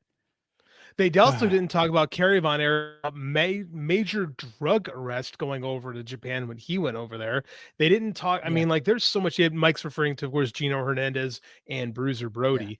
Gino Hernandez might have been a mob killing, maybe, and Bruiser Brody was actually murdered in the shower by the Booker of Puerto Rico when he was over there. Yeah, Jose Gonzalez, the Invader. Jose Gonzalez, and the then Invader, yeah. okay, so Mike was the they were a youngest in the tag movie. movie. I just realized that, Mike. I didn't even think about why they put Gino. I don't think Gino and Brody ever tagged, but it kind of makes sense putting those two there when you say like that. Oh wow, that just blew Because my they mind. also died. Yeah, because they also died. Yeah. Mike was not the youngest. It was Chris was the youngest. Chris was the youngest. He had committed suicide. Well, Chris was the wait. Chris was. I'm trying to remember their names. He was the, okay. So Jackie is the first one. He's the one who died at 6 when he touched he got electrocuted in a trailer park and then drowned in a puddle of snow. He was the oldest Von Erich. Kevin is the second brother who becomes basically the de facto older brother. He is the surviving Von Erich. He's the one who makes it out. David was the next brother. David Von Erich was the guy who everyone tagged it should have been the NWA world champion. He died of acute enteritis. It was a very nasty intestinal infection. Right. It was and it was go ahead, JD. It's probably exacerbated by heavy drug use, but there is the apocryphal story told by Bruiser Brody that he overdosed in Japan. I am of the mind, again, JD, the non-conspiracy, I'm of the mind that he died of the acute Dave just threw that up and it threw me. He died of the infection, and it probably made it a lot worse because he didn't take time off and he was taking a lot of drugs.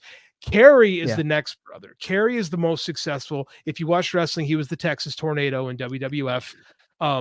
He was fired and they didn't even get us a movie. Kerry was going to go to prison, right? And he couldn't do it. So Kerry killed himself at 33.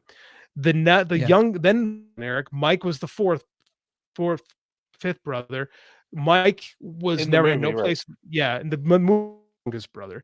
Mike had in the wrestling business. He kind of got shoehorned in there after David died. He really wanted to be. Mike was a cameraman with the company before. He had to be there. And then, he wanted to play music, and then he was kind of pushed into it. Mike broke his arm doing a drop kick, a rudimentary wrestling move, got surgery on the shoulder, and caught toxic shock syndrome and was in a coma for a couple weeks, came out of it. And because he had a fever 7, I believe is what it was, basically cooked his brain, and he just never was the same, and he killed him. And then there was a baby brother named Chris who had really bad asthma. So he was on a steroid that for his asthma that kind of stunted his growth. So he was significantly smaller than the rest of his brothers. He had kind of brittle bones, and he just kept getting hurt.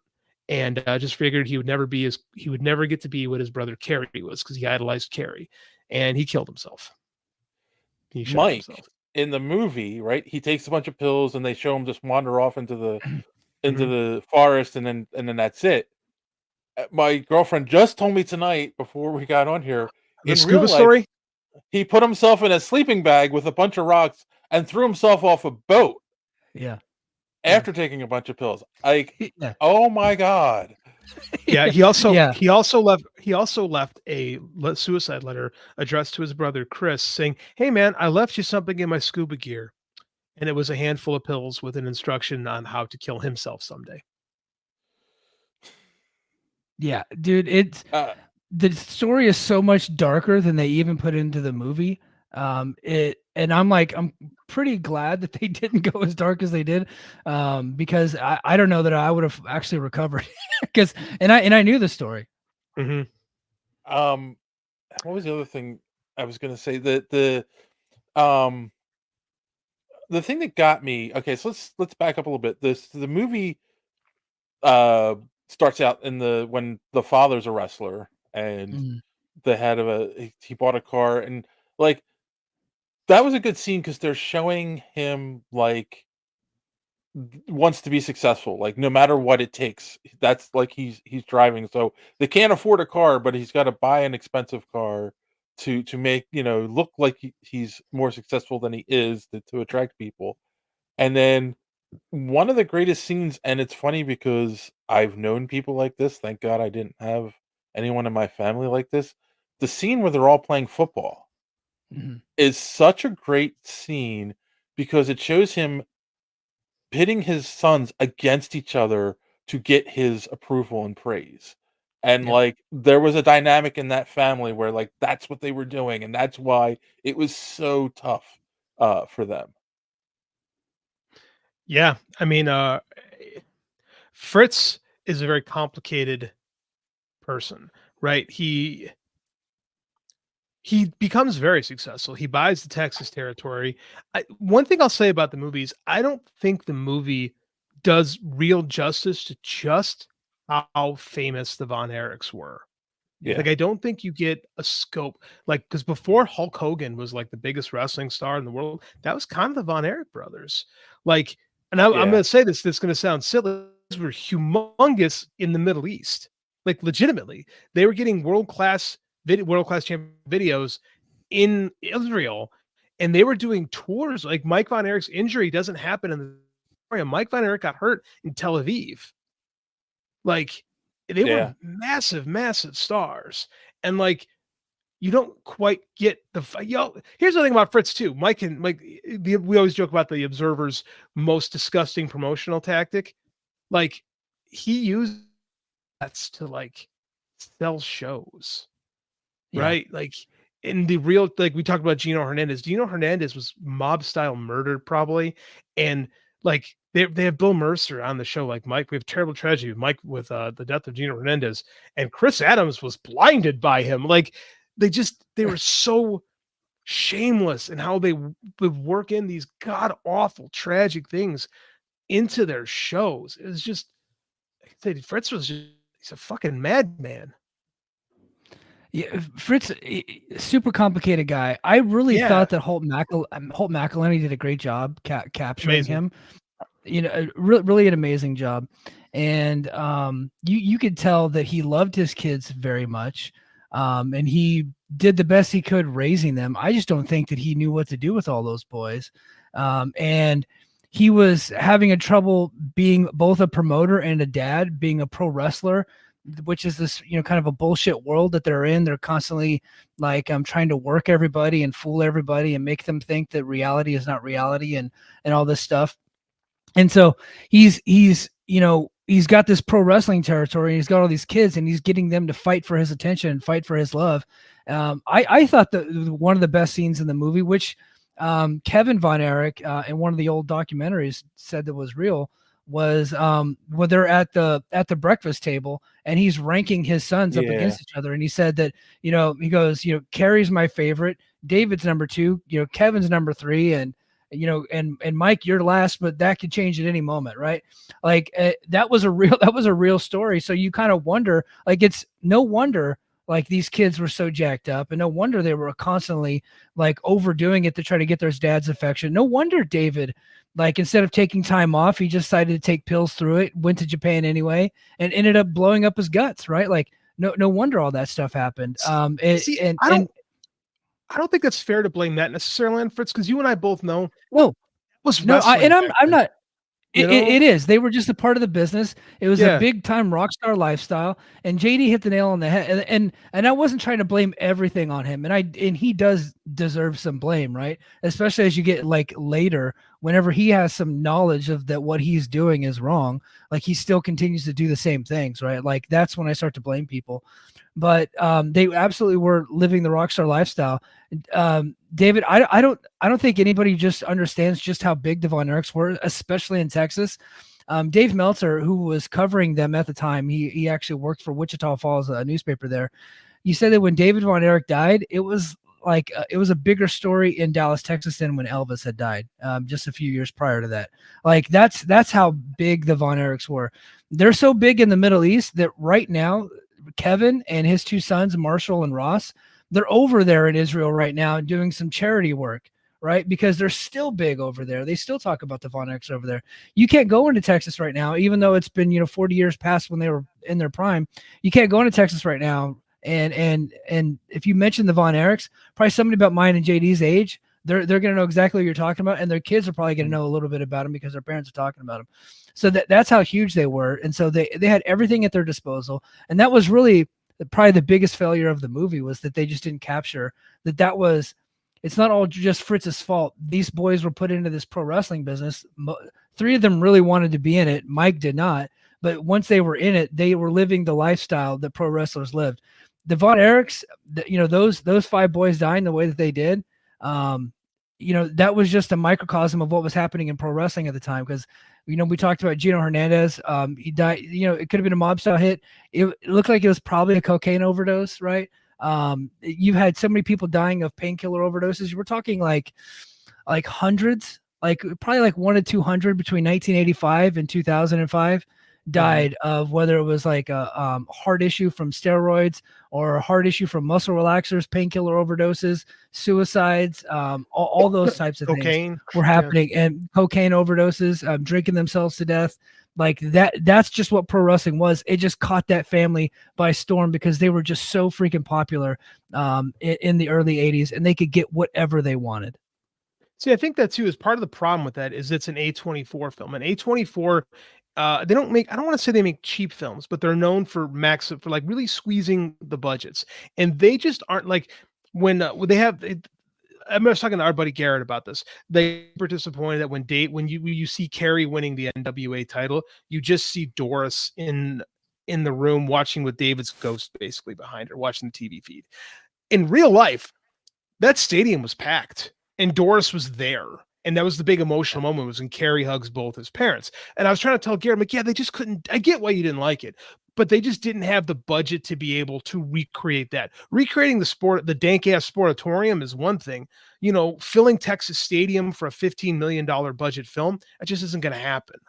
Right. It just, that was an impossibility. It was impossible for them to capture how grandiose the Von Erich family truly was. But I think they did do a great job boiling the film down to what it was. Like, I just couldn't get over how beautiful the film was shot. Like it says these golden hues that really bathe the Texas landscape, especially the shots from and stuff like that. It's just, man, that stuff just blew me away.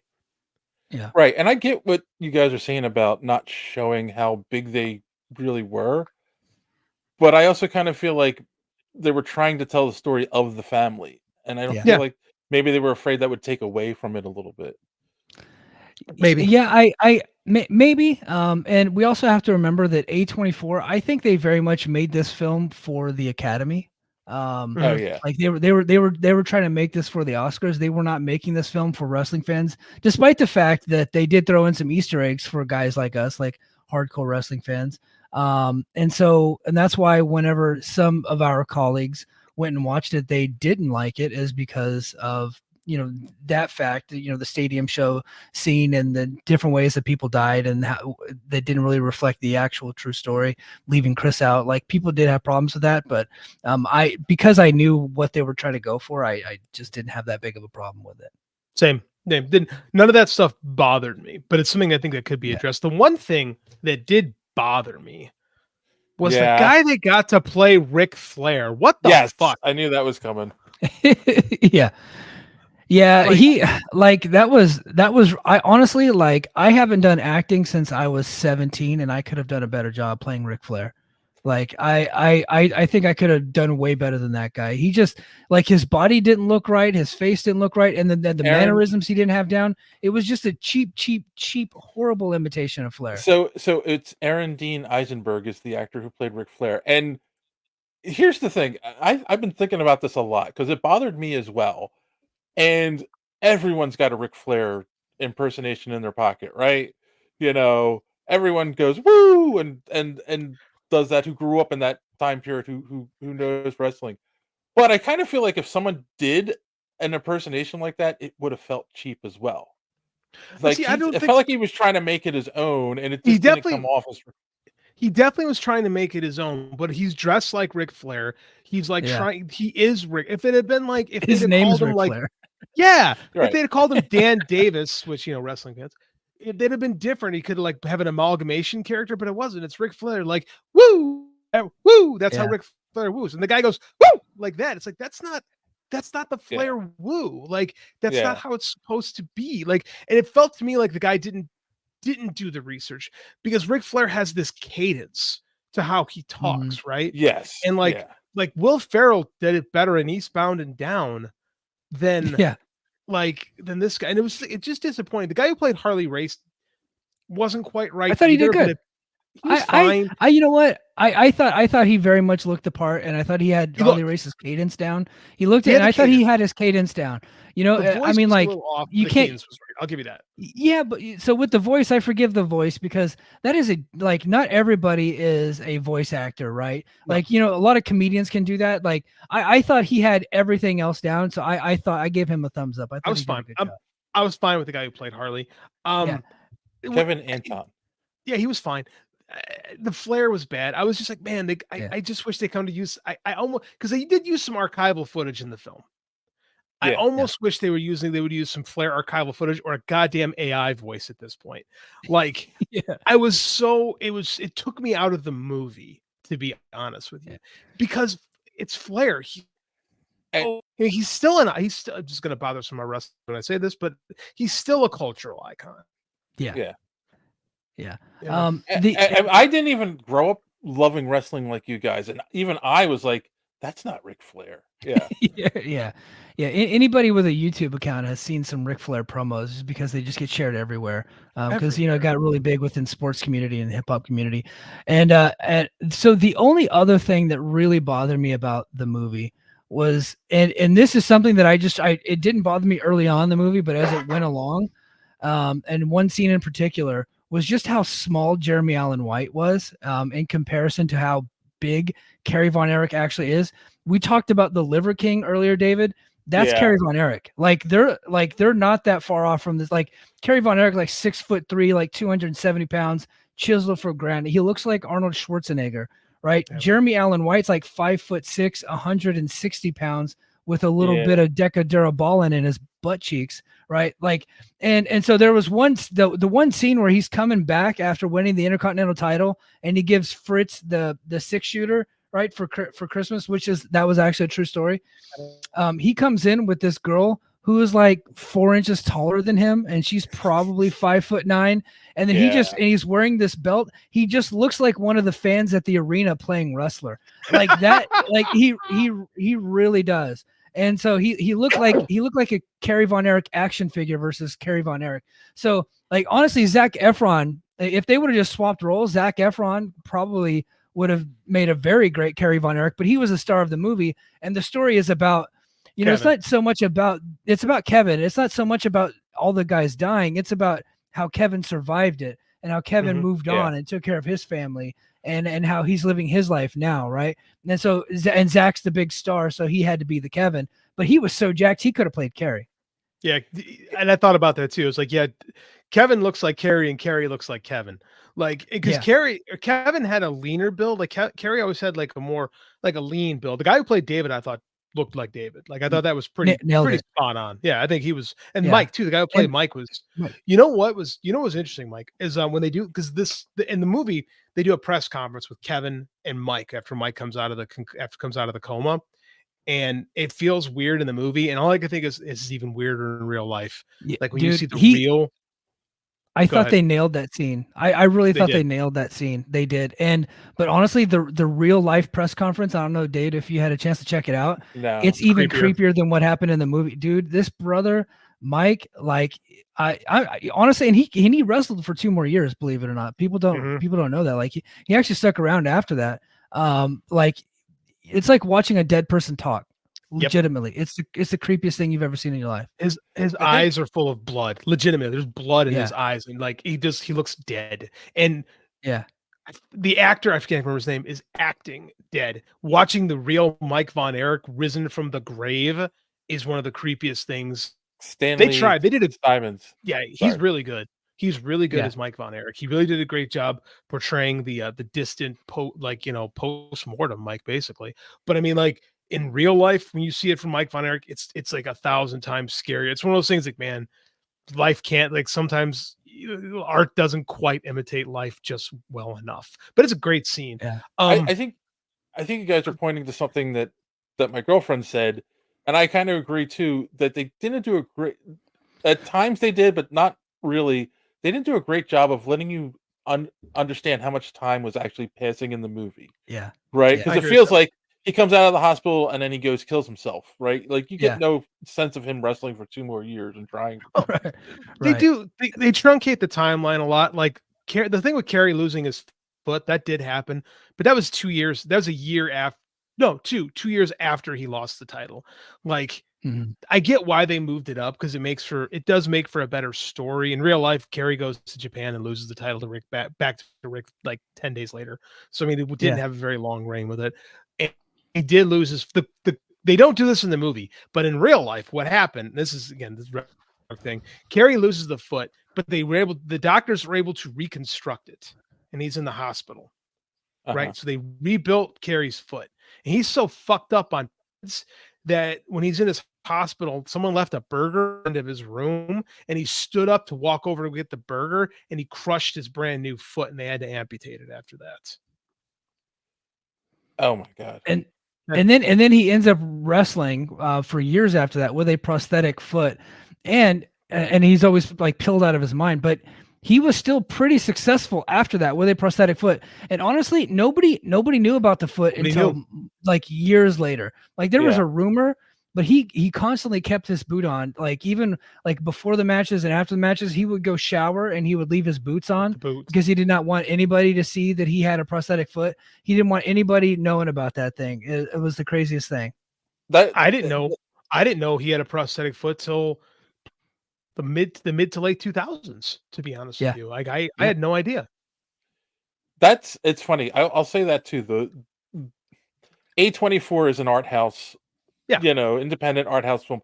And I will say that's the scene that made me really feel like this is an art house movie. Other than that, everything was great. Is after he gets back from Japan, won the title, goes that motorcycle ride scene is such an art house scene where it's just the headlight on the road going for 10 minutes. You see a car and then his face, and then he wakes up and he's missing the foot. It was like low budget, but that happened. That was real. That whole thing actually did happen. So I mean, like not the day he got back from winning though. No. It was a couple years later. Yeah. Because as JD said, he won the title from Flair in Texas, I think in May at the stadium show. The up until that, like they had the attendance record and the gate record at that point, I believe. And which I think WWF broke it a couple years later in Detroit. But but he ends up losing it back, dropping it right back to Flair. Like he was never supposed to win that title. They gave it to him because his brother had died, and this was such a big show. So Flair came in, in what wrestling terms they call put him over or did the honors or did the favors. It basically means he lost. He went ahead and lost the title to him. But Kerry was just always so fucked up he couldn't be trusted that they had to make him drop the title right back. And plus, Flair was the biggest star outside of Hulk Hogan in the world at that time. And so there was nobody else that could be the champion because he had to go to all these little territories and go in and increase their gates and increase their television ratings and make everybody believe that the local hero could actually beat Ric Flair. And then in the end, Flair would always either win by cheating or he'd lose by disqualification to keep his title, things like that. Like Flair had to be the champion. Because you couldn't. The Texas territory needed the Von Erichs to survive, especially at that point. You couldn't do wrestling is different than it is now because we think of wrestling with like WWE or AEW where you have these like the shows that travel around the country. It wasn't like that in the 80s. This was the era it changed. Like in the 80s and before that, every territory we call them territories, right? But every had their own wrestling promotion. Fritz Von Erich was the promoter of North Texas. Right. So he ran shows from the Dallas-Fort Worth area south, and eventually he bought into San Antonio. And Texas itself had like 4 or 5 different territories. So like everywhere, like Dave, you're from Philadelphia. You would have lived in the old WWF territory. I'm from Chicago. I would have lived in the AWA/WWA, Vern Guy and Dick the Bruiser territory. Mike is originally from Missouri. He would have lived in like Bob Geigel's. Sorry, when I was a kid, California. I lived in Missouri for 4 years when I was a teenager, though. Okay? So we're getting technical. Were you living in the territory or the LaBelle territory, sir? You know what? I don't know what. I was in Central California, but they used to come up to Bakersfield, so it would have been LaBelle territory because I was closest to Bakersfield. But the Roy Shire would come down to Fresno, and I was like right in between, so I could have made the Fresno shows too. So yeah, and again, and same with me because I'm from Chicago was divided. Half of it was for Vern Gagne and the AWA. The other half was Dick the Bruiser and the WWA. But that's how it was. Like every TV market, Memphis famously, everyone had their own. And the WWE started doing but they had a traveling champion. The NWA World Champion would go to all these different territories, right? And you had to believe that the local hero could beat the world champion, and that's why Ric Flair is depending on who you believe, anywhere between the 16 and the 23-time world heavyweight champion, right? Because he lost frequently, you know, and would get the belt back. He would go in and he would lose it to the local hero, and then they would go overseas and drop it right back to him, and that way the local hero, like they wouldn't see him actually get his ass beat. So yeah, they just said Bill Murray that Kerry Von Erich was cheated by Ric Flair out of the title. So yeah, terrible Bill Mercer impression. So Dave, I don't want to use the term civilian because there's an actual military guy in the show, but as a non-wrestling fan, like for Mike cannot talk about, we can't real stuff, right? With this movie, we're incapable of just looking at this as a movie. For someone who just saw the movie, like what were your thoughts on it? Dave, hello. No. Okay, so I mean, like I said, it's a good movie. It's not. I don't look at this as a wrestling movie. Like I look at it as a movie of the Von Erich family, and wrestling was just the background of it. Like you guys said, it could have been a movie about a band. It could have been a movie about 4 military friends, you know, that banded together and had tragedy happen to them. You know, I thought it was interesting. They kept trying to use this theme of the Von Erich curse throughout the movie. They really played hard into that, I think, at times. Without putting it in your face. What? I think they actually believe it, to be honest. Yeah, I'm sure. But like they also didn't like it wasn't like the Von Erich curse, you know, and the whole movie was based around that, and they made it like a spooky thing. They just kind of put it in there like they believed it, right? Like you said. But yeah, no, it was good. It was interesting to see, like I said, the behind the scenes stuff that like no one gets to normally see or they don't talk about, right? Because how do I say this without offending you two? Because you know, you can't offend us. Mike, Mike the guest, and JD's my friend. Everyone, and I hate. Are you trying to tell us that wrestling is fake, sir? Because we're aware. We all know shit. I hate using the word fake though, because it does require athleticism. You have to be able to take hits and to do this and whatnot. We're aware. We know. We've been letting this secret for a long time. Yeah. And but yet on the show, when you're watching it, when you're at the arena or you're watching it on TV, they have to keep up this guise that this is all real. This is like they really have these beefs. They're really having these fights, you know, and like it was cool to watch the one scene where they're all backstage and they're talking about, I'll do this move, you do this move, do. Like I'm sure that there's a little more to it in real life to how they plan this out. And I'm sure it's not a 5-minute conversation before. Really? Well, back in the day, that's what it was. Now it's like they tell everyone exactly what they're going to do, almost move for move, and it's almost rehearsed in a lot of cases. But back then, it'd be like, okay, you do this, I do this, da da da da, and a lot of times they would quote unquote call it in the ring, where the heel's job was to the bad guy was to like they would go out there, they would feel the crowd, and they would just do the match in the ring. Like we call it working, right? Where like you just wrestle basically, and then like the veteran has an idea of how to feel the crowd out and how to when to build to a climax and when to bring them down. Now it's much more programmed. But I mean, like if you listen to Mike and I's show or any show like Mike and I's, we don't talk about, well, this happened in wrestling and this is what's going on in the storylines. Yeah. This is all we talk about is what goes on backstage. Like, most wrestling fans are far more interested in the machinations behind the scenes than they Okay. are of what's going on in the ring. I don't think I'm crazy when I say that, Mike. Am I right? No. So the weird thing about pro wrestling is it's very much like sometimes like to relate it to movies because they're very much like producing like they have actual agents and producers like Right. putting matches together, and like they have writers, like especially in WWE they have like Hollywood writers writing scripts, like full-blown scripts for like how a feud and a rivalry is going to start and climax and end. They have writers writing out their exactly what they're going to say in their promos and things like that. There's other smaller promotions that don't have, it's not as Hollywoodized. They kind of make things up on the fly a lot more. But with pro wrestling, it's super interesting because what we do, it's like covering a sport at times because we cover injuries, we cover contract talks, we cover like free agency, we cover stuff like that. But then we cover it like it would be like covering the theater, and then you know what I mean, because it very much is a play. It's very much a theater like, and then we also cover it kind of like the comic book business or kind of like the movie business as well. Which is why JD is so fluid between the two genres. He can kind of go back and forth because there really are a lot of similarities between the two.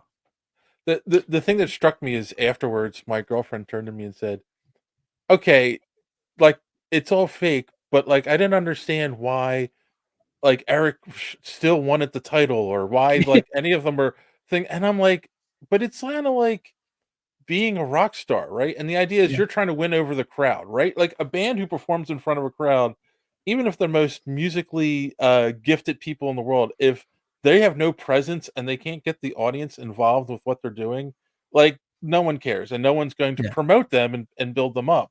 It's the same kind of thing. Like they're working a crowd, and the guys who can do it the best get moved up, right? Because it gets them ratings, it makes money for everyone, and that's how it works. But like, she couldn't understand like why someone would want a fake title, and I'm like, it's not really fake in that sense. Well, so I would explain it to her like this. It would be like Zac Efron winning the Oscar, right? Yeah. Like that's going to be like being the NWA champion in the 80s would be like winning an Academy Award, right? Or if you're a rock star, winning a Grammy. What rock stars and what actors want most is probably the most money. Sometimes, but in pro wrestling, to get the most money back in those days, you had to be a drawing champion, or there were some guys that didn't really need the title. There was like, Bruiser Brody and Andre the Giant that didn't really, and Roddy Piper, they were just real famous guys that can make a lot of money. But those are like, your action stars, right? That Arnold Schwarzenegger is never going to win an Oscar, but he probably would make the most money in the 80s. It's kind of a similar thing, but Ric Flair was like your Academy Award winner, right? Yeah. He was the guy. So there's a great conversation in the movie about the subject when it's the first date between Pam and Kevin. And she kind of says something like they handled this very deftly, and I was really impressed with how this was very tactful, especially when it regards to kayfabe, is the term that we use, is the veneer of professional wrestling. It's called kayfabe. So he explains it just like a job. When I win a title, it's like a job promotion, right? When you're moving on up through the job, and like having a title is recognition of a job well done. Like, you are doing good, you are someone who is helping us. Here is a title belt, right? And there are guys that don't. And I think it's too, if you lose all the time, you will never get over. Yeah. Right? The crowd thinks you're a loser. So that's why guys would be like, nope, not in the back in the day. You don't see it quite as much anymore. Back in the day, guys would be like, nope, no, not doing the job, not putting them, not doesn't work for me, brother, as the phrase goes. Right. And it's a little bit different, and it can be more complex within pro wrestling because Zac Efron wins the Oscar. Kevin Von Erich, in the movie does not, right? So but Kevin Von Erich and Kevin Atkinson, they're one and the same. Like, Kevin Atkinson is playing Kevin Von Erich, but he's playing that, like, that's his character 24/7. And so he has to play that character, and he has to get that character to be so popular that the promoters will want him to have that title. And then that's how he can make the most money. Right. And that's how he gets his job promotion. So, and that's where wrestling is it's much different than Hollywood. Like, there's a lot of similarities, but it's much different because Hollywood actors go play different characters in different roles. Yeah. And pro wrestling, a lot of times, the character that you're playing at like 19 and 20, you're probably going to have that same it's name you. when you're 67. Right now, there's going to be evolutions to that character. You're going to go from a good guy, a hero to a villain, or in pro wrestling vernacular, babyface to a heel. Or you're going to go back and forth. You're going to have different character arcs. But ultimately, like, Sting, right? The pro wrestler Sting, he wears the crow makeup and all this and that. He's been called Sting since 1985 when he came out. Even earlier, right? Yeah, when he came out of Power Team USA, right? He was Sting, and he had like a little bit of face makeup here and there, and then he loses a little bit of weight, and he gets the blonde crew cut. And then he has like full blown patriotic makeup, and they call him Surfer Sting.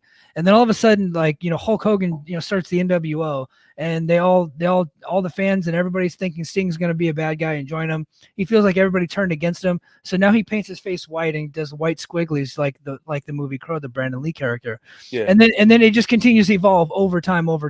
But he's Sting, right? Steve Borden is Sting. Sting is Steve Borden. They're one and the same. So when Sting wins the World Heavyweight Championship, so does Steve Borden, right? That's the big difference between the two. It's weird. It's weird because, like, it's very hard for the pro wrestlers, they say, to turn off their characters sometimes. And you hear a lot of stories about how Richard Fleer is gone. It's been Ric Flair since 1975, right? Yeah. And that guy, that whoever Richard Fleer was, that guy's gone. Like Ric Flair, like, he is the character now. Izzy McClure says, I'm always tell you to watch wrestling isn't for them because it's fake. Then I tell them how much they like Game of Thrones. It's also like, yeah, I do that all the time too. Like, people are like, it's fake, right? Like, no, I did not know that. Thank you for telling me. Like, that's why we like it, is because wrestling is cool. It's like, it's a mixture of like a drama and it's athletics, all that mixed into one. And then if you get to the level like Mike and I are on, then you get the backstage stuff. You talk about the business things. Like, we're definitely acolytes of Dave Meltzer and that whole world, like the SMARC world, as they call it. So, I mean, we appreciate wrestling on multiple levels. I write about it all the time. Who was the see? You guys are gonna know this off the top of your head, and I know when it happened. Like, I remember seeing it when it happened, but I can't remember the wrestler and the reporter that was involved. But one reporter was asking about being fake, and the guy like hit him, and it's like, does that feel fake? That would be John Stossel of 2020 and Dr. D, David Schultz. Yeah. Okay. Yeah. So in the 80s, it's not like this anymore, but in the 80s and beyond and before that, pro wrestlers were taught to make it feel real at all times, despite how hokey the shit that they were doing in the ring was. If anybody said that it was fake, or if they challenged that, like, you almost had to be a tough guy and you had to portray a tough guy. You had to fight him. You had to fight someone. You had to get into fights in bars and things like that, and then you had to win. If you lost, promoter would kick you out of the territory. You have to go up the road and go to a different territory because the locals wouldn't believe that you're a tough guy, right? So when that reporter did that to Dr. D, like, nobody was surprised that Schultz hit him. Because that's just what they did back then. Now, this just happened to be in Vince McMahon's territory in New York, and they were going mainstream at the time, and it became a huge story. But that incident happened with magazine writers and newspaper writers and fans, and there's a famous story where Dory Funk Sr. of Amarillo, Texas, was at a restaurant with his young son Terry Funk, who ended up becoming probably one of the greatest pro wrestlers that ever lived. And somebody came into the restaurant and told Dory Funk that it was fake, and he beat the ever-loving shit out of him and put him in a hospital. And he did it right in front of everybody, in front of his sons. And he was so famous and popular in that town, the cops didn't arrest him. They didn't do nothing because that was Dory Funk. He ran the area, right? And so that's just the way that it was. But pro wrestlers nowadays, they very much like being celebrities. Like, that part is important to them. They like crossover, like John Cena, like The Rock, Hulk Hogan, Dave Bautista. Steve Austin did a bunch of movies. Like, they like that. So a lot of these folks, they, Sasha Banks, Mercedes Moné, she's in The Mandalorian, right? So they like telling people that, hey, we're athletic actors. We like to do stunt work, but we can do drama, we can do comedy, we can do action, we can do whatever you need us to do. And we would love to leave this business and stop putting our bodies on the line and go do what you guys do and make a lot more money.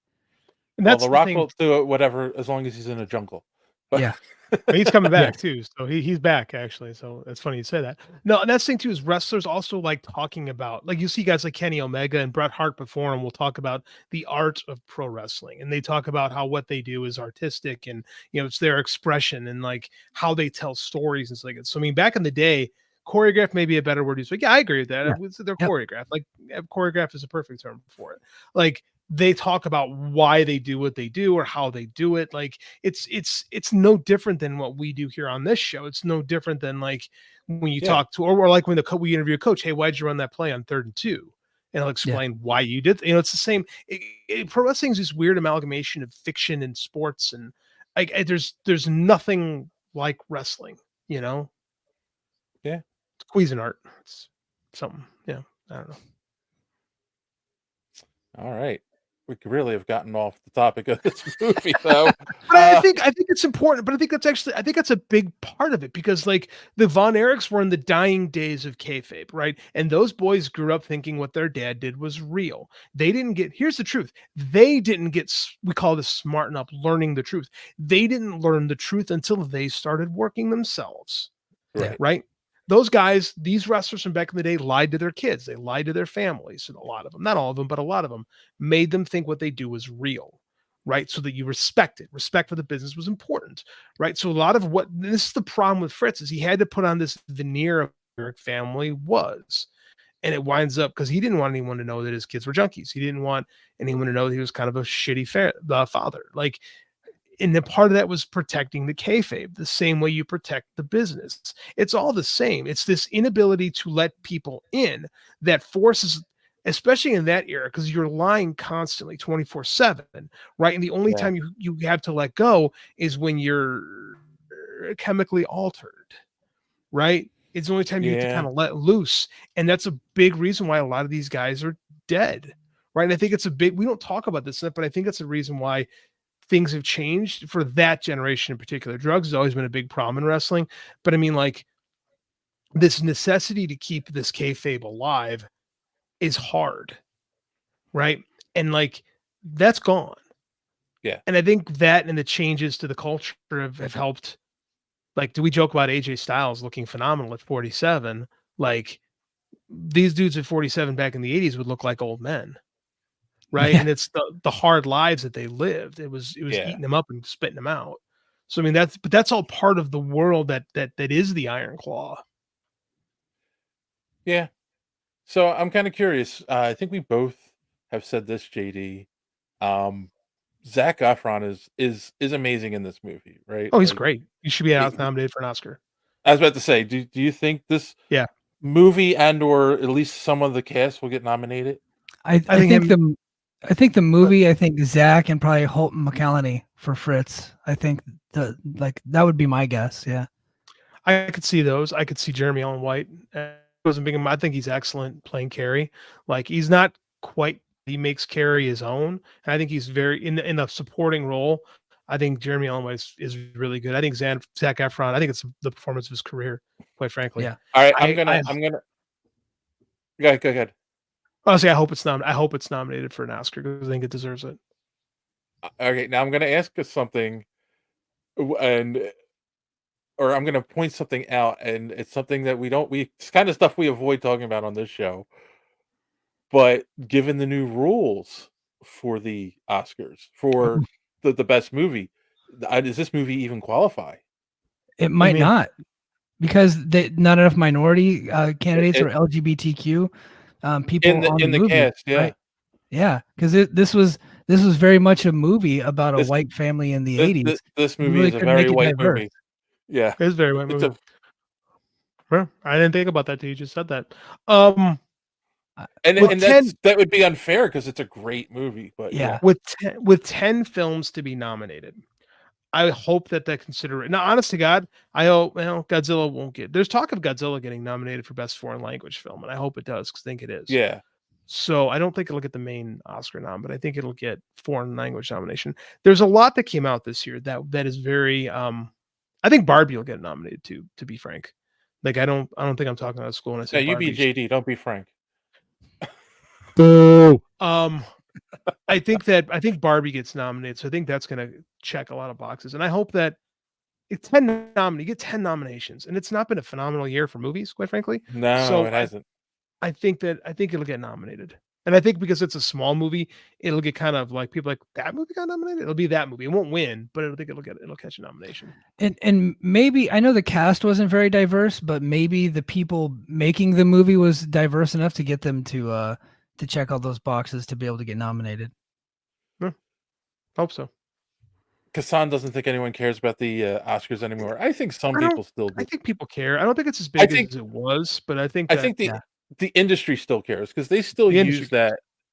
Yeah, I mean, because if you're an actor, you care because if you win an Oscar, you can ask for more money. Yeah. So yeah, producers care. They wouldn't spend the money that they do. A24 wouldn't exist because, like I said, they made $25 million on a $15 million movie. Like you're making money, but it's not like big money, right? And but what fuels them is Oscar season. So yeah.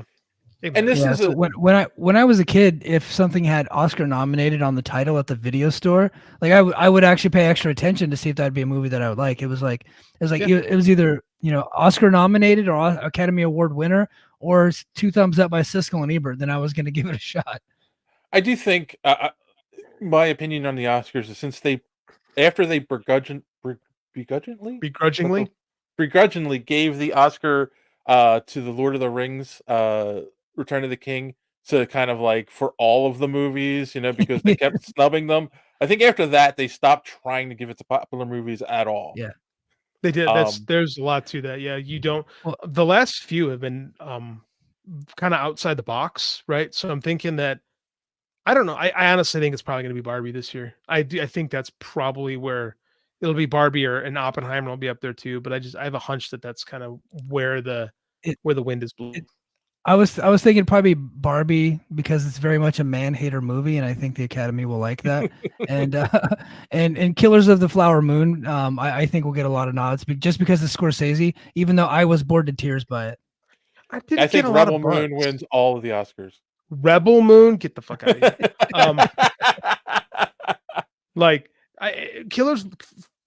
Killer Moon, it didn't quite catch the zeitgeist the way a lot of Scorsese films do. So it probably gets some nominations because it's a Scorsese movie, but it doesn't seem to have the type of buzz his stuff usually does. Well, and because of the story that they were telling and the content they were covering, it was a story that I would say needed to be brought some attention to, modern attention to. I know it was a big story back in the day. I think that it'll get some nods because of that too. And here's the other thing I'm going to say too, right? Because of the Oscars, movies like this exist, right? You said that. And I think it's good for people like Zac Efron because it shows his acting range and he's no longer going to just be the pretty boy. Like he can get some serious roles off of this. So he's done some lately and his stuff like into his 30s, he's really grown as an actor and he's pushed himself into taking those things. So I do think this is going to help him further because actors don't want to just do blockbusters, man. They want to challenge themselves. They want to do something that matters. So I think we need these movies. We need movies like this that aren't just popcorn flicks. And this is not a popcorn flick. This is a drown yourself in your popcorn flick. Very much so. All right. I think we can wrap this one up. Let's end as we normally do with these kind of things. And let's go around the room, give our final thoughts on the film and a score 1 through 10. Because I know you love that part, JD. Mike, you can go first. You know what? It was a very good movie, not a perfect movie. It did have some flaws, but it is definitely a movie that I would have everybody go out of the way to check out, especially if they're not a pro wrestling fan. I think that if they're a wrestling hardcore nerd and they like to just pick things apart and overthink it, I would say probably not the movie for you. But because of that, I'm gonna probably go like 7.5. It's like a great, like an A-. You know what I mean? Like that. I really enjoyed it. Okay. JD? 8.5. One of my favorite movies of the year. I didn't get to delve into like the production elements or like I talked a little bit about the cinematography. It's such a well-made movie. It's very artistic. Like the scene where Carrie is in heaven. They do a scene where Carrie is basically in heaven, and it's just like it got me, and I just stuff like that just really helped put it over the top for me. Again, I had to divorce myself a little bit from my wrestler brain, but it really spoke to me. Okay. Yeah, I'm gonna echo your score, JD, because I think I gave Godzilla 9, and I would put this like a little below Godzilla for the year for me. So an 8.5, I agree. definitely. Yeah. Yeah. Yeah, it's a great movie. I am glad my girlfriend said I want to go see that Zac Efron movie. Yeah, I enjoyed it, and I think if you haven't seen it yet, like go see it. Because this is definitely going to at least be nominated for a couple Oscars. So go check it I out. hope so. All right. Well, on that note, let's wrap this one up. Let's see. We can go around the room? Do you either A, have recommendations, or did you learn something on the podcast this week? And Mike, you're our guest, so you can go first. Yeah, I learned that tampons are not good Christmas gifts from our friend Dave. I never thought to buy. I never thought to buy that for I love somebody it. for Christmas. But as a husband, I've been a husband for 8 years. I always go to the store whenever it's that time, and I make sure not only to get those, but I also grab some chocolate at the same time. That's always a big winner for all you married fellas out there that have to go to the store for the wives. So if you're gonna buy one, you have to buy the chocolate too. So no, but that is what I learned today. Mike, you're a pro. I love it. He is Love a the pro. callback. He's a pro. I know I will recommend you check out the Mike and JD show if Yes, sir. if you're a Superhero Speak fan, because you'll get a lot of wrestling talk over there. All right, JD. And good conspiracy talk.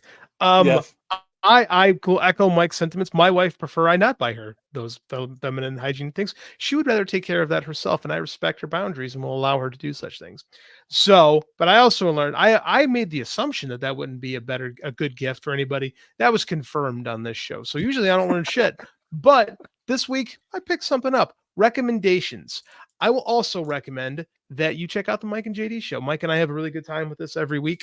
Hosting 2 podcasts a week is a little much for me sometimes, but I have a blast getting to talk to some of my best friends in the world every week when it comes to both you guys. So I really enjoy the time I spend with both of you. I really like doing both these shows, and it lets me flex muscles that I don't normally get to do when I wouldn't even get a chance to do it all if it weren't for both of you guys. So thanks. Having my worlds collide was a lot of fun today. All right, I'm going to embarrass myself. What was the term that you guys use about the wrestling? The veneer of kayfabe. That's what I learned to speak. Kayfabe. Yeah. I'll have to remember that. Well, and just real quick, kayfabe stands for be fake because it's speaking in Carney. So in Carney, they try to speak backwards a little bit. So it stands for be fake. Yeah. Really? JD? Look it up, JD. Be fake. That's where it came from. Yeah. I did not know that. I did learn something on this show. Yeah, so the carnies, whenever they were trying to fool people at the carnival, and one of like a regular or like a civilian would come by, and they were trying to talk about how they were going to fool people, they would say kayfabe, right? Like and that meant, okay, now you have to switch your language over. You got to be fake. You got to be on now. Well, they because wrestling started in the carnivals, they just kept that terminology and brought it over into pro wrestling. So yeah, kayfabe means be fake, but it's actually a word in the Oxford Dictionary now, so we can all use it. Cool. All right. I will also recommend go subscribe to the Mike and JD podcast if you're not already over there. If you're watching this on Mike and JD's, come subscribe to Superhero Speak. Yes. Help build up JD's ego because he needs that. I also recommend you can head over to superheroespeak.com where you can find the podcast every week. Links to all our social media at the top of the page. Comic book reviews by our good friend Chris. More are coming this year. I've talked to Chris. Everything is fine. He was sick for a little while, but he's back to his old self, and he's going to start doing some more writing soon. And yes, and I also recommend if you see John, boo him for not going to see this movie. So I don't know what we're talking about next week. We will figure that out later. But until then, as always, thanks for watching. And don't let your cape go out the door. Have a good week.